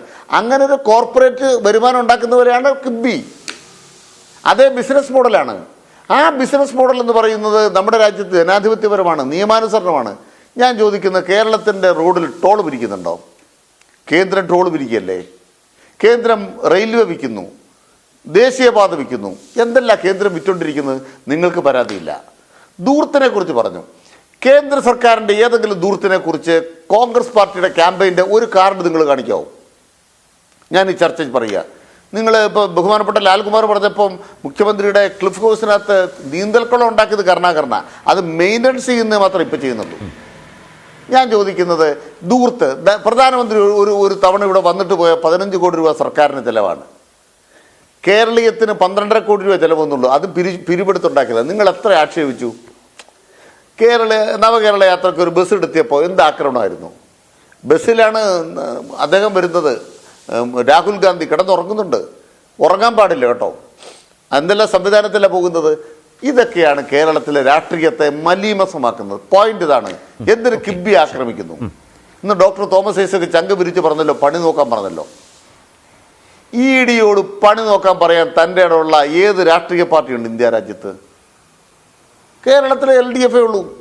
കാരണം സ്വർണ്ണക്കടത്ത് എന്ന് പറഞ്ഞാലും മറ്റേത് കാര്യം പറഞ്ഞാലും, ഇനി കരുവന്നൂർ പറഞ്ഞാലും ഞങ്ങൾ തല കൊണ്ടുപോകില്ല. അതിന് കാരണം എന്താണെന്ന് വെച്ചാൽ അതിലൊന്നും ഞങ്ങളില്ലെന്നേ. നിങ്ങൾ ഓരോ ദിവസവും പത്രത്തിൽ വാർത്ത കൊടുക്കാൻ വേണ്ടി കേന്ദ്ര ഗവൺമെൻറ് ഏതെങ്കിലും കാര്യം ഈ മീൻ നിരയിട്ട് കൊടുക്കുന്ന അല്ലെങ്കിൽ ഇട്ട് കൊടുത്തുകൊണ്ടിരിക്കും. പത്രക്കാരെല്ലാം കൂടെ വെട്ടി വിഴുങ്ങിയിട്ട് ഞങ്ങൾക്കെതിരെ ഇങ്ങനെ പത്തി വിടർത്തിക്കും. മിനിങ്ങാന്ന് 10 വിടർത്തിയവർ ഇന്ന് 10 താത്തി.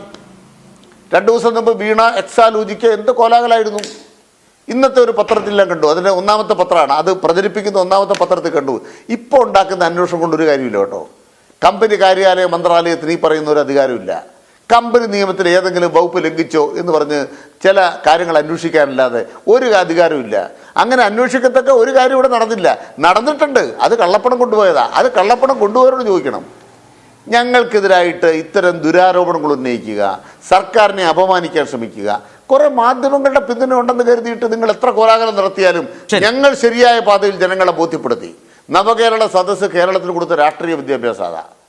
മാത്രമല്ല, മുഖ്യമന്ത്രിയുടെ സമരം ഈ ഫെബ്രുവരി 8 നടക്കാൻ പോകുമ്പോൾ നടത്തുന്ന രാഷ്ട്രീയ സമരം അതാണ്. കിബി എന്താണ്? കിബി വേണ്ടെങ്കിൽ കോൺഗ്രസ്സുകാർ പറ. നിങ്ങൾ ഇതിന് ബദലൊരു ഐഡിയ പറ. കിബി വേണ്ട. അപ്പോൾ സംസ്ഥാനങ്ങൾ എന്ത് ചെയ്യണം? ബഡ്ജറ്റ് കിട്ടുന്ന കാശ് വെച്ചിട്ട് നിങ്ങൾ എന്തെങ്കിലും ചെയ്തുകൊണ്ടിരിക്കണം. സംസ്ഥാന ഗവൺമെൻറ് എന്ന് പറഞ്ഞാൽ ഒരു പഞ്ചായത്തിൻ്റെ പോലും അധികാരം ഇല്ലാത്തൊരു സ്ഥാപനമായി തീരണം. അതാണ് കേന്ദ്രത്തിൽ. അത് RSSന്റെ നയമാണ്. RSSന്റെ ഇന്ത്യ രാജ്യത്തെ നയം എന്ന് പറയുന്നത് ഇന്ത്യ രാജ്യത്തെ അധികാരം മുഴുവൻ കേന്ദ്രത്തിലുണ്ടാകണം. സംസ്ഥാനങ്ങൾ വേണ്ട RSSന്. സംസ്ഥാനങ്ങൾ എന്ന് പറയുന്നത് വിഭജനത്തിന്റെ വിഷബീജം എന്നാണ് ഗോൾവാക്കർ വിചാരധാര പറയുന്നത്. സംസ്ഥാനങ്ങൾക്ക് വേണ്ടിയുള്ള പോരാട്ടം RSSനെതിരായ പോരാട്ടം കൂടിയാണ്. ഇതാണ് ഞങ്ങൾ കണ്ടുകൊണ്ടിരിക്കുന്നത്. ഇവിടെ ലാൽകുമാർ, ഏതായാലും ഇപ്പോൾ ശ്രീനിൽകുമാർ സൂചിപ്പിച്ച ഒരു കാര്യത്തെക്കുറിച്ച് താങ്കളുടെ ഒരു റിയാക്ഷൻ. ഇന്നിപ്പോൾ മന്ത്രി ബാലഗോപാൽ പറഞ്ഞത് കേരളത്തിന് പുറത്ത് ദേശീയ തലത്തിൽ കോൺഗ്രസ് BJPക്കെതിരെ പല കാര്യങ്ങളിലും അതിശക്തമായ നിലപാടെടുത്ത് തന്നെ മുന്നോട്ട് പോകുന്നുവെന്ന് ധനകാര്യമന്ത്രി മറയില്ലാതെ പറഞ്ഞിട്ടുണ്ട്. ഇവിടെ ഇപ്പോൾ EDയുടെ കാര്യം തോമസ് ഐസക്കുമായി ബന്ധപ്പെട്ട് അദ്ദേഹം പരാമർശിച്ചു പോയി. അദ്ദേഹം നിരന്തരം ഹൈക്കോടതിയിൽ പോയി EDയുടെ നീക്കങ്ങളെ ചോദ്യം ചെയ്ത് അനുകൂല വിധി വാങ്ങിച്ച് EDയുടെ നീക്കങ്ങളെ ഹൈക്കോടതി റദ്ദ് ചെയ്തിട്ടുള്ളതാണ്. വീണ്ടും സമൻസ് എന്ന നടപടിയിലേക്ക് ED നിൽക്കുന്നു. അതിനെയും ചോദ്യം ചെയ്യും എന്ന് പറഞ്ഞ് നിൽക്കുമ്പോൾ നിയമപരമായി അംഗീകരിക്കപ്പെട്ട ഒരു വലിയ പ്രിവിലേജ് അല്ലെങ്കിൽ അംഗീകാരം തോമസ് ഐസക്കിന് അവകാശപ്പെട്ടതാണ്. ആ നീക്കത്തിൽ അത് ആ സർക്കാരിൻ്റെ ഭാഗമായി ചെയ്തതാണെന്ന് തന്നെ ഇരിക്കട്ടെ. യഥാർത്ഥത്തിൽ ഈ പുതിയ മൂവ്മെൻറ്റിൽ കേരളത്തിലെ കോൺഗ്രസ് EDക്കെതിരായ തോമസ് ഐസക്കിൻ്റെ മൂവ്മെൻറ്റിനെ പിന്തുണയ്ക്കേണ്ടതല്ലേ?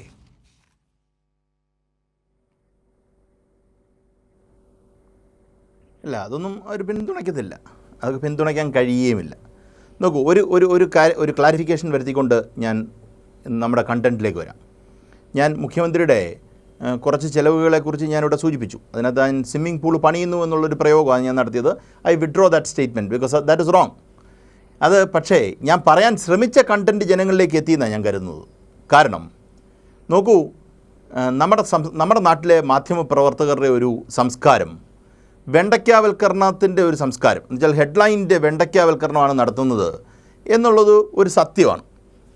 അതൊരു സത്യസന്ധമായ കാര്യമാണ്. കാര്യം നമ്മൾ ചെയ്യാത്ത കാര്യങ്ങൾക്ക് പോലും അധിക പ്രാധാന്യം കൊടുക്കുകയും എന്നാൽ യഥാർത്ഥത്തിൽ കൊടുക്കേണ്ട കാര്യങ്ങൾക്ക് പ്രാധാന്യം കൊടുക്കാതിരിക്കുകയും ചെയ്യുന്നതാണ് യഥാർത്ഥത്തിൽ നമ്മുടെ നാട്ടിൽ നടന്നുകൊണ്ടിരിക്കുന്നത്. അത് MN വിജയമാഷിൻ്റെ ഒരു പ്രസംഗത്തിൽ അദ്ദേഹം പറയുന്നുണ്ട് വെണ്ടയ്ക്കാവൽക്കരണത്തിൻ്റെ സംസ്കാരത്തെക്കുറിച്ച്. നോക്കൂ, രാജ്യത്ത് മൊത്തം നരേന്ദ്രമോദിയുടെ ഫോട്ടോ വെച്ച് ഓരോരുത്തർ പോയി ഓരോ മുക്കിനും മൂലയ്ക്കും ഈ സാധനം വെച്ചിരിക്കുകയാണ്.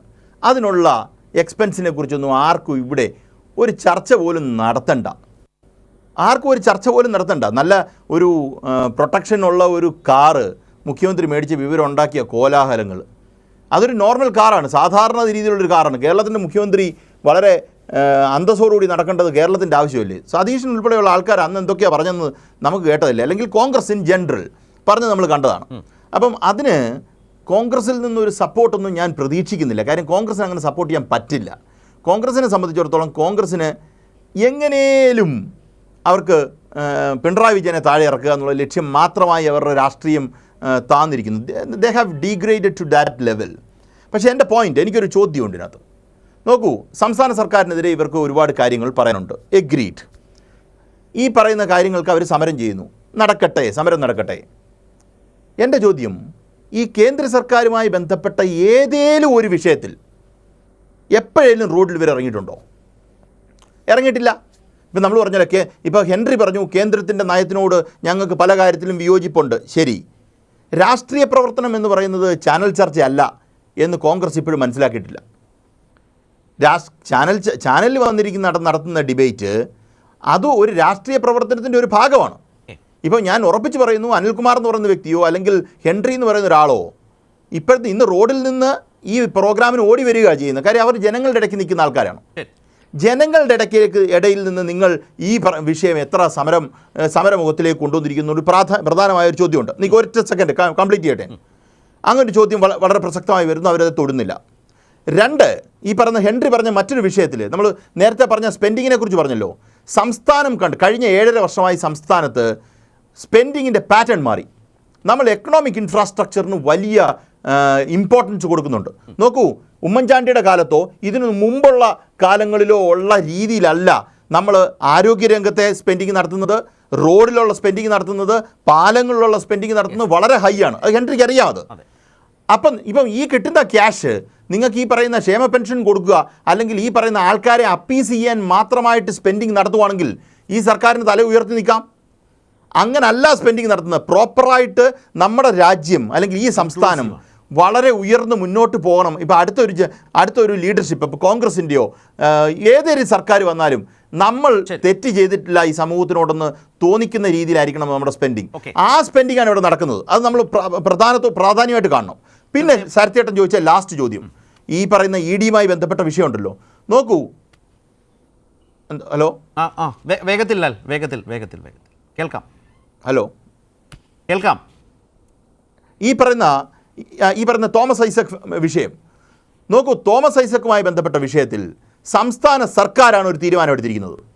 സംസ്ഥാന സർക്കാർ എന്ന് പറഞ്ഞാൽ കൗൺസിൽ ഓഫ് മിനിസ്റ്റേഴ്സ് എടുത്തിരിക്കുന്ന ഒരു തീരുമാനത്തിൽ എങ്ങനെയാണ് തോമസ് ഐസക്കിനെ മാത്രം നിങ്ങൾക്ക് പ്രിജുഡൈസ് ചെയ്യാൻ പറ്റുന്നത്? അവിടെയാണ് അവരുടെ കളി. അപ്പോൾ തോമസ് ഐസക്കിനെ അങ്ങ് ഫോക്കസ് ചെയ്യുകയാണ്. നിങ്ങൾ ക്യാബിനറ്റോ അല്ലെ കൗൺസിൽ ഓഫ് മിനിസ്റ്റേഴ്സോ എടുത്ത ഒരു തീരുമാനം എന്ന് പറഞ്ഞാൽ കളക്റ്റീവ് റെസ്പോൺസിബിലിറ്റി ഉള്ളൊരു വിഷയമാണ്. ആ കളക്റ്റീവ് റെസ്പോൺസിബിലിറ്റി എങ്ങനെ തോമസ് ഐസക്കിനെ മുകളിൽ മാത്രമാക്കാൻ നിങ്ങൾക്ക് പറ്റും? അപ്പോൾ ചുരുക്കത്തിൽ പറഞ്ഞാൽ തോമസ് ഐസക്കിനെ കൈ കിട്ടുക, ഈ പറയുന്ന രീതിയിൽ ചോദ്യം ചെയ്യൂ എന്നുള്ള വാർത്ത വരിക, നേരത്തെ വെണ്ടയ്ക്കാവൽക്കരണം ഈ തെരഞ്ഞെടുപ്പ് കാലമായപ്പം കൊണ്ടുവരിക എന്നുള്ള പണിയാണ് ഈ നടത്തുന്നത്. ഇതിനു മുമ്പ് നടത്തിയ ആൾക്കാരെ വിളിച്ച് ചോദ്യം ചെയ്ത എന്തെങ്കിലും കാര്യം എവിടെയും എത്തിയിട്ടുണ്ടോ? മറുപടിയും വളരെ ക്ലാസ് ആയിരുന്നു. ആ വിരട്ടലങ്ങ് കയ്യിൽ വെച്ചാൽ മതി, നിയമപരമായി തന്നെ ഈ നിയമവിരുദ്ധത വീണ്ടും ചോദ്യം ചെയ്യും എന്നാണ് അദ്ദേഹം മറുപടിയും പറഞ്ഞത്. നമ്മൾ ഇന്നത്തെ ഒരു പൊതു രാഷ്ട്രീയ സാഹചര്യങ്ങളും പ്രതികരണങ്ങളും വാർത്തകളും ഒക്കെയാണ് ഇന്നത്തെ ഈ ചർച്ചയ്ക്ക് വിധേയമാക്കിയത്. ഞാൻ ആമുഖത്തിൽ സൂചിപ്പിച്ചിരുന്നു. അതിലൊന്നുകൂടിയുണ്ട് ശ്രീ ഹെൻറി ഓസ്റ്റിൻ. ഇപ്പോൾ 50 സെൻറ്റ് സർക്കാർ ഭൂമി, മിച്ചഭൂമി കയ്യേറി എന്ന് വെളിപ്പെട്ട് നിൽക്കുകയാണ് മാത്യു കുഴൽനാടൻ എന്ന കോൺഗ്രസ് MLA. പ്രതിപക്ഷത്തെ സംബന്ധിച്ച് ആ വിവരം, ആ ബോധ്യപ്പെടൽ വലിയൊരു തിരിച്ചടിയല്ലേ?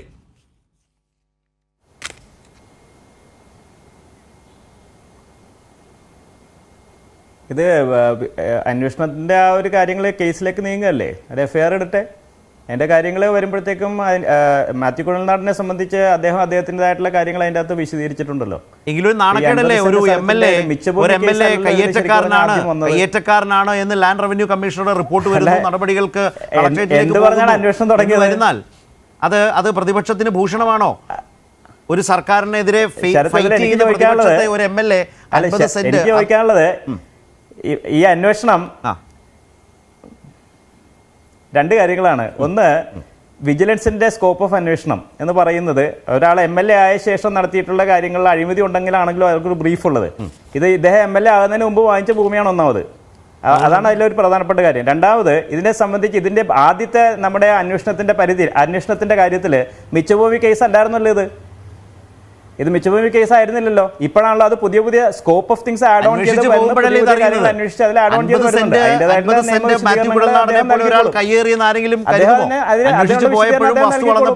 സർവേ നടത്തിയപ്പോഴും അത് മനസ്സിലാകുന്നതെന്നല്ലേ റവന്യൂ വകുപ്പിന്റെ കണ്ടെത്തൽ നിന്ന് മനസ്സിലാവേണ്ടത്? അങ്ങനെ കയ്യേറി സർക്കാർ ഭൂമി കയ്യേറി ഒരു ജനപ്രതിനിധി, ഒരു MLA, ഏത് രാഷ്ട്രീയ ധാർമ്മികതയെ കുറിച്ചാണ് ഈ നാടിനോട് സംസാരിക്കാനാവുക? എത്രയോ പ്രശ്നങ്ങളുണ്ട്. അനിൽകുമാർ, അങ്ങനെയാണെങ്കിൽ ഇടുക്കിയിലെ CPM-ന്റെ ഓഫീസ് കയ്യേറിയ കാര്യം നേരത്തെ വന്നല്ലോ. അതിന് ധാർമ്മികത ഉണ്ടോ? അതിന്റെ ധാർമ്മികത കൂടെ വിശദീകരിക്കണ്ടേ? CPM-ന്റെ ഓഫീസ് ഇടുക്കിയിൽ കയ്യേറിയ കാര്യം, എം എം മണിയുടെ സഹോദരന്റെ കയ്യേറ്റം, ഇതെല്ലാം ഉണ്ടല്ലോ. അതിന്റെ ധാർമ്മികതയില്ലേ? എന്നിട്ട് അതെന്തായി? ശ്രീ അനിൽകുമാർ മറുപടി. നമ്മൾ ഒരു വസ്തുത പറയുമ്പോൾ വേറെ കുറേ കാര്യം പറയാതെ കുഴൽനാടൻ്റെ കാര്യം പറയുമ്പോൾ കുഴൽനാടനെ കുറിച്ച് പറയാം. അദ്ദേഹം ഇന്ന് 1,92,00,000 രൂപയുടെ വസ്തു വാങ്ങിച്ചു. 1,00,00,000 കാര്യങ്ങൾ പറയാൻ പാടില്ലേ? പിറ്റേ ദിവസം അദ്ദേഹം നോമിനേഷൻ കൊടുക്കുന്നു. അതിനകത്ത് പറയണത് ഞാൻ പറയാം, ആ വസ്തുവിന് എത്ര വിലയുണ്ട്, അദ്ദേഹം അതിൻ്റെ ഇരട്ടി വില കാണിക്കുന്നു. അപ്പോൾ ഈ ഒരു രാത്രി കൊണ്ട് ഇതെങ്ങനെ വില കൂടി? വില കൂടിയത് കള്ളപ്പണം കൊണ്ടാണ്. അതിന് കാരണം എന്താണ്? ഇതിനെന്നാ വിലയുണ്ടെന്ന് വാങ്ങിക്കുമ്പോൾ അറിയാം കൊടുത്ത തുക എത്രയാണ്. അപ്പോൾ അദ്ദേഹം തൻ്റെ പൊതുപ്രവർത്തകർ എന്ന നിലയ്ക്ക് ഞാൻ സത്യവാങ്മൂലം കൊടുത്തപ്പോൾ ഇത്ര കോടി രൂപ സ്വത്തുള്ള വലിയൊരാളാണ് എന്ന് സ്ഥാപിക്കാൻ ശ്രമിക്കുന്നു. തല ദിവസം നികുതി അടയ്ക്കുന്നത് ചെറിയ തുകയ്ക്കേ ഉള്ളൂ. നാട്ടുകാരെ പറ്റിക്കാൻ തന്നെ, സർക്കാരിനെ പറ്റിക്കാൻ തന്നെ ഒരു മടിയില്ല. മാത്രമല്ല 50 സെൻറ്റൊക്കെ ഒരാൾക്ക് അളന്നെടുക്കാതെ കിട്ടുമോ? എനിക്ക് തീരെ മനസ്സിലായില്ല. നിങ്ങളുടെ സ്ഥലത്ത് ചെല്ലുമ്പോൾ 2 ഏക്കറാണോ 2.5 ഏക്കറാണോ? അയ്യോ ഞാൻ അളന്നിട്ടില്ല. അതൊക്കെ ആര് വിശ്വസിക്കാനാണ്? പിന്നെ വേറെ കുറേ തട്ടിപ്പുകളുണ്ട്, അത് പോട്ടെ, അവിടെ നിൽക്കട്ടെ. കണ്ടുപിടിച്ച തട്ടിപ്പ് ഇതാണ്. അവിടെ മിച്ച ഭൂമിയുടെ കേസ് കിടക്കുകയാണ്. അതെല്ലാം മറച്ചു വെച്ചിട്ടാണ് ഈ ആധാരമൊക്കെ നടത്തിയിരിക്കുന്നത്. അത്തരം ആളുകളൊക്കെ ആരൊക്കെ പിന്നിലുണ്ട്? ഇദ്ദേഹം മാത്രമാണോ? വേറെ കുറേ ആളുകളുണ്ട്. ഈ പണത്തിൻ്റെ സ്രോതസ് എവിടുന്നാണ്? ഇതൊക്കെ നമുക്ക് അന്വേഷിക്കാം. അന്വേഷിക്കുമ്പോൾ കുഴൽനാടൻ കുറെ കൂടെ വ്യക്തമാവും. ഒരു കാര്യം മനസ്സിലാക്കണം, കുഴൽനാടൻ ആരോപണം ഉന്നയിച്ചിട്ട് ഒളിച്ചോടി. അദ്ദേഹം പറഞ്ഞു വീണ നികുതി അടച്ചിട്ടില്ല. നികുതി അടച്ചു തെളിയിച്ചപ്പോൾ അദ്ദേഹം പുതിയ കേസ് വിട്ട് വരികയാണ്. നിങ്ങൾ ഒരിടത്ത് നിന്നുള്ളത് ഉറച്ചു നിൽക്കണം, കൃത്യമായിട്ട് ചോദ്യങ്ങൾക്ക് ഉത്തരം പറയണം. ഒരു ഉത്തരവും പറയാതെ അദ്ദേഹം പറയുകയാണ് ഞാനെന്തോ തെറ്റായ കാര്യം ചെയ്തിട്ടില്ല, ഞാൻ ജനങ്ങളുടെ കോടതി പറയും. തൽക്കാലം ഈ പോലീസിനോട് ഉത്തരം പറയട്ടെ, വിജിലൻസ്. നമുക്ക് വളരെ ക്യുക്കായി ചർച്ച, ശ്രീ അനിൽകുമാർ വളരെ ക്യുക്കായി 3 പേരിലേക്കും വന്ന് ഈ ചർച്ച അവസാനിപ്പിക്കാം. ലാൽ, ഇത് മാത്യു കുഴൽനാടൻ MLA എങ്ങനെ ബാധിക്കും? പ്രതിപക്ഷം കുഴൽനാടനെ സംരക്ഷിക്കാൻ തയ്യാറാകുമോ? വളരെ ചെറിയൊരു മറുപടി, താങ്കളുടെ ഒരു കാഴ്ചപ്പാട്. ലാൽ കേൾക്കാമോ? അല്ല, എന്നോടല്ലേ ചോദ്യം? അതെ അതെ അതെ, കേൾക്കാം. ഞാൻ പറയട്ടെ? വേഗം. അല്ല, നോക്കൂ, പ്രതിപക്ഷത്തിനെ സംബന്ധിച്ചിടത്തോളം പ്രതിപക്ഷത്തിന് കുഴൽനാടനെ പ്രൊട്ടക്റ്റ് ചെയ്യാതിരിക്കാൻ പറ്റില്ല. അദ്ദേഹത്തെ പ്രൊട്ടക്റ്റ് ചെയ്യുമോ അവർ? കാര്യം പ്രൊട്ടക്റ്റ് ചെയ്താലും നിയമപരമായി അദ്ദേഹം പ്രൊട്ടക്റ്റ് ചെയ്യപ്പെടുമോ എന്നുള്ള ചോദ്യം വളരെ പ്രസക്തമായൊരു ചോദ്യമാണ്. കാര്യം അനിലേട്ടനോട് പറഞ്ഞൊരു കാര്യമുണ്ട്. അനിലേട്ടൻ പറഞ്ഞ നമ്മളൊരു സ്ഥലം പോയി മേടിക്കാൻ പോകുമ്പം 50 സെൻറ്റൊക്കെ ചുമ്മാ നമ്മുടെ അടുക്കിലേക്ക് വരുമോ? അങ്ങനെയൊക്കെ ആയിരുന്നെങ്കിൽ ഞാനും കുറച്ച് സ്ഥലം മേടിക്കാൻ തയ്യാറായി. ചില 50 സെൻറ്റൊക്കെ കിട്ടുമെങ്കിലേ, ഒരു 50 സെൻറ്റ് മേടിക്കുമ്പോൾ 50 സെൻറ്റൂടെ ഒക്കെ കിട്ടുവാണെങ്കിൽ നമുക്ക് പ്രയോജനം ചെയ്തേനെ. അപ്പം സംഭവം കൈ വിട്ടു പോയിട്ടുണ്ട്. അദ്ദേഹം കുറേ ഫോൾസ് അലിഗേഷനുമായിട്ട് നേരത്തെ വന്നിരുന്നു. അദ്ദേഹത്തിന് ഫോൾസ് അലിഗേഷൻ എന്ന് ഞാൻ പറയാൻ കാര്യം അലിഗേഷനായിരുന്നു. He could not prove it. അപ്പം അങ്ങനെ അദ്ദേഹത്തിന് അത് രാഷ്ട്രീയമായ ബുദ്ധിമുട്ടുണ്ടായിട്ടുണ്ട്. പിന്നെ നമ്മുടെ നാട്ടിലെ മാധ്യമങ്ങൾക്ക് ഒരു ഗുണമുണ്ട്, ഇത് അടിച്ചു പൊളിച്ചു എന്ന് പറയാനുള്ള ഒരു ഇൻഫ്രാസ്ട്രക്ചർ കോൺഗ്രസിന് ഇപ്പോൾ ഉള്ളതുകൊണ്ട് നമ്മൾ എത്ര ഒച്ച വെച്ചാലും ചിലപ്പോൾ ആൾക്കാരിലേക്ക് എത്തത്തില്ല. എന്നോടൊരാൾ സംസാരിച്ചപ്പോൾ പറഞ്ഞത് വളരെ ഗൗരവമുള്ള വാർത്ത വന്നു, മാത്യു കുഴൽനാടൻ ഭൂമി കയ്യേറി എന്ന് പറയുന്ന തരത്തിൽ വാർത്ത കൊടുത്തപ്പോൾ ഏതോ ഒരു മാധ്യമം, ഏതോ എന്നത് ഇൻവെർട്ടഡ് കോമയാണ്, അധികമായി ഭൂമി എന്ന ഒരു അധിക സഹായം മാത്യു കുഴൽനാടന് ചെയ്തു കൊടുത്തു എന്ന് ഈ മാധ്യമങ്ങളെ ആകെ നിരീക്ഷിച്ച ഒരു സുഹൃത്ത് വിളിച്ച് പറയുകയുണ്ടായി. ആ ചാനലിൽ ചെന്നപ്പോൾ അത് മാത്യു കുഴൽനാടന് അധികമായി എന്ന നിലയിലേക്ക് കയ്യേറി എന്നുള്ള കോണ്ടെക്സ്റ്റ് അങ്ങ് വിട്ടുകളഞ്ഞു.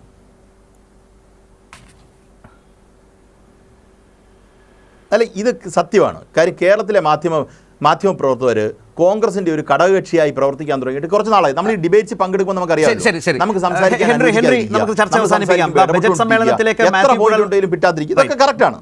സമ്മേളനത്തിലേക്ക് മാത്യു കുഴൽനാടൻ ചെന്ന് കയറാൻ പോകുന്നത് നിയമസഭയിലേക്ക് 50 സെന്റ് ഭൂമി, സർക്കാർ ഭൂമി കയ്യേറിയ ഒരു കയ്യേറ്റക്കാരനായിട്ടാണ്, അങ്ങനെ ഒരു MLA ആയിട്ടാണ് ബജറ്റ് സമ്മേളനത്തിലേക്ക് മാത്യു കുഴൽനാടൻ ചെല്ലുന്നത്. എനിക്കിതിലെ ശരത്ത് ഒരു കാര്യം പെട്ടെന്ന് ആഡ് ചെയ്യാനുള്ളൂ, 1 മിനിറ്റ് ഉള്ളതുകൊണ്ടാണ് പെട്ടെന്ന് പറയുന്നത്. മെച്ചഭൂമി കേസിന്റെ കാര്യം ഇവിടെ അനിൽ സൂചിപ്പിച്ചായിരുന്നു. മെച്ചഭൂമി ഉള്ള സ്ഥലം ട്രാൻസാക്ഷൻ നടക്കുന്നതിന് മുമ്പ് 2 തവണ പോക്കോരു ചെയ്ത് കൊടുത്തിട്ടുണ്ട്. അത് കൊടുത്തിരിക്കുന്ന സർക്കാർ വകുപ്പുകളാണ്. റവന്യൂ വകുപ്പ് പോക്കോരു ചെയ്ത് മെച്ചഭൂമി ഉണ്ടെന്ന് സ്ഥിരീകരിക്കാതെ, മെച്ചഭൂമി കേസ് ഉണ്ടെങ്കിൽ എന്തിനാ അവർ പോക്കോരു ചെയ്ത് കൊടുത്ത്? 2 തവണ പോക്കോരു ചെയ്ത് കൊടുത്തിട്ടുണ്ട്. 2 തവണ പോക്കോരു ചെയ്ത് കരമടച്ച ഭൂമിയാണ് മാത്യു കുഴൽനാടൻ വാങ്ങിച്ചിരിക്കുന്നത്.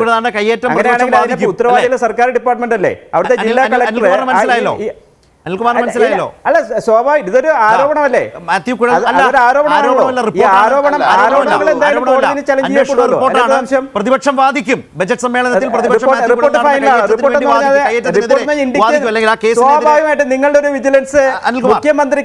മുഖ്യമന്ത്രിക്കെതിരെ പരാതി പറഞ്ഞ മുഖ്യമന്ത്രിക്കെതിരെ കുടുംബത്തിനെതിരെ അനിൽകുമാർ. ആരോപണം ഉന്നയിച്ച MLA വേട്ടയാടിക്കൊണ്ടിരിക്കുന്നതിന്റെ കാഴ്ച കേരളം ദൃശ്യം കണ്ടുകൊണ്ടിരിക്കുകയല്ലേ? 50 സെന്റ് അനിൽകുമാർ അദ്ദേഹം പറയുന്നത് അനുസരിച്ചാണെങ്കിൽ 50 സെന്റ് നിങ്ങളുടെ സർക്കാർ അദ്ദേഹത്തിന്റെ പേരിൽ ആധാരത്തിൽ എഴുതി കൊടുത്ത് പോക്കുവരവ് ചെയ്ത് അദ്ദേഹത്തെ കയ്യേറ്റക്കാരനാക്കി.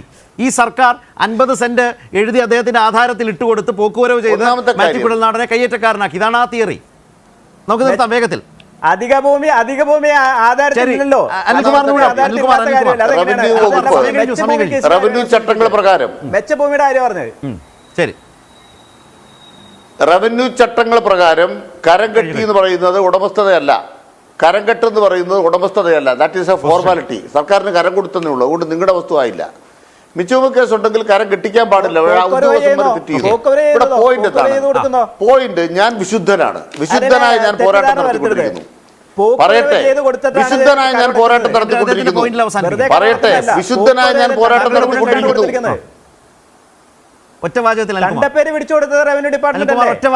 പോരാട്ടം നടത്തിക്കൊണ്ടിരിക്കുന്ന അദ്ദേഹം പറയുകയാണ് ഞാൻ വിശുദ്ധനാണ്.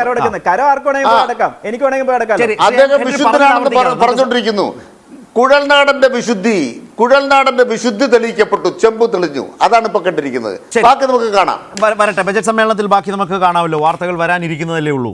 വളരെയധികം നന്ദി 3 പേർക്കും.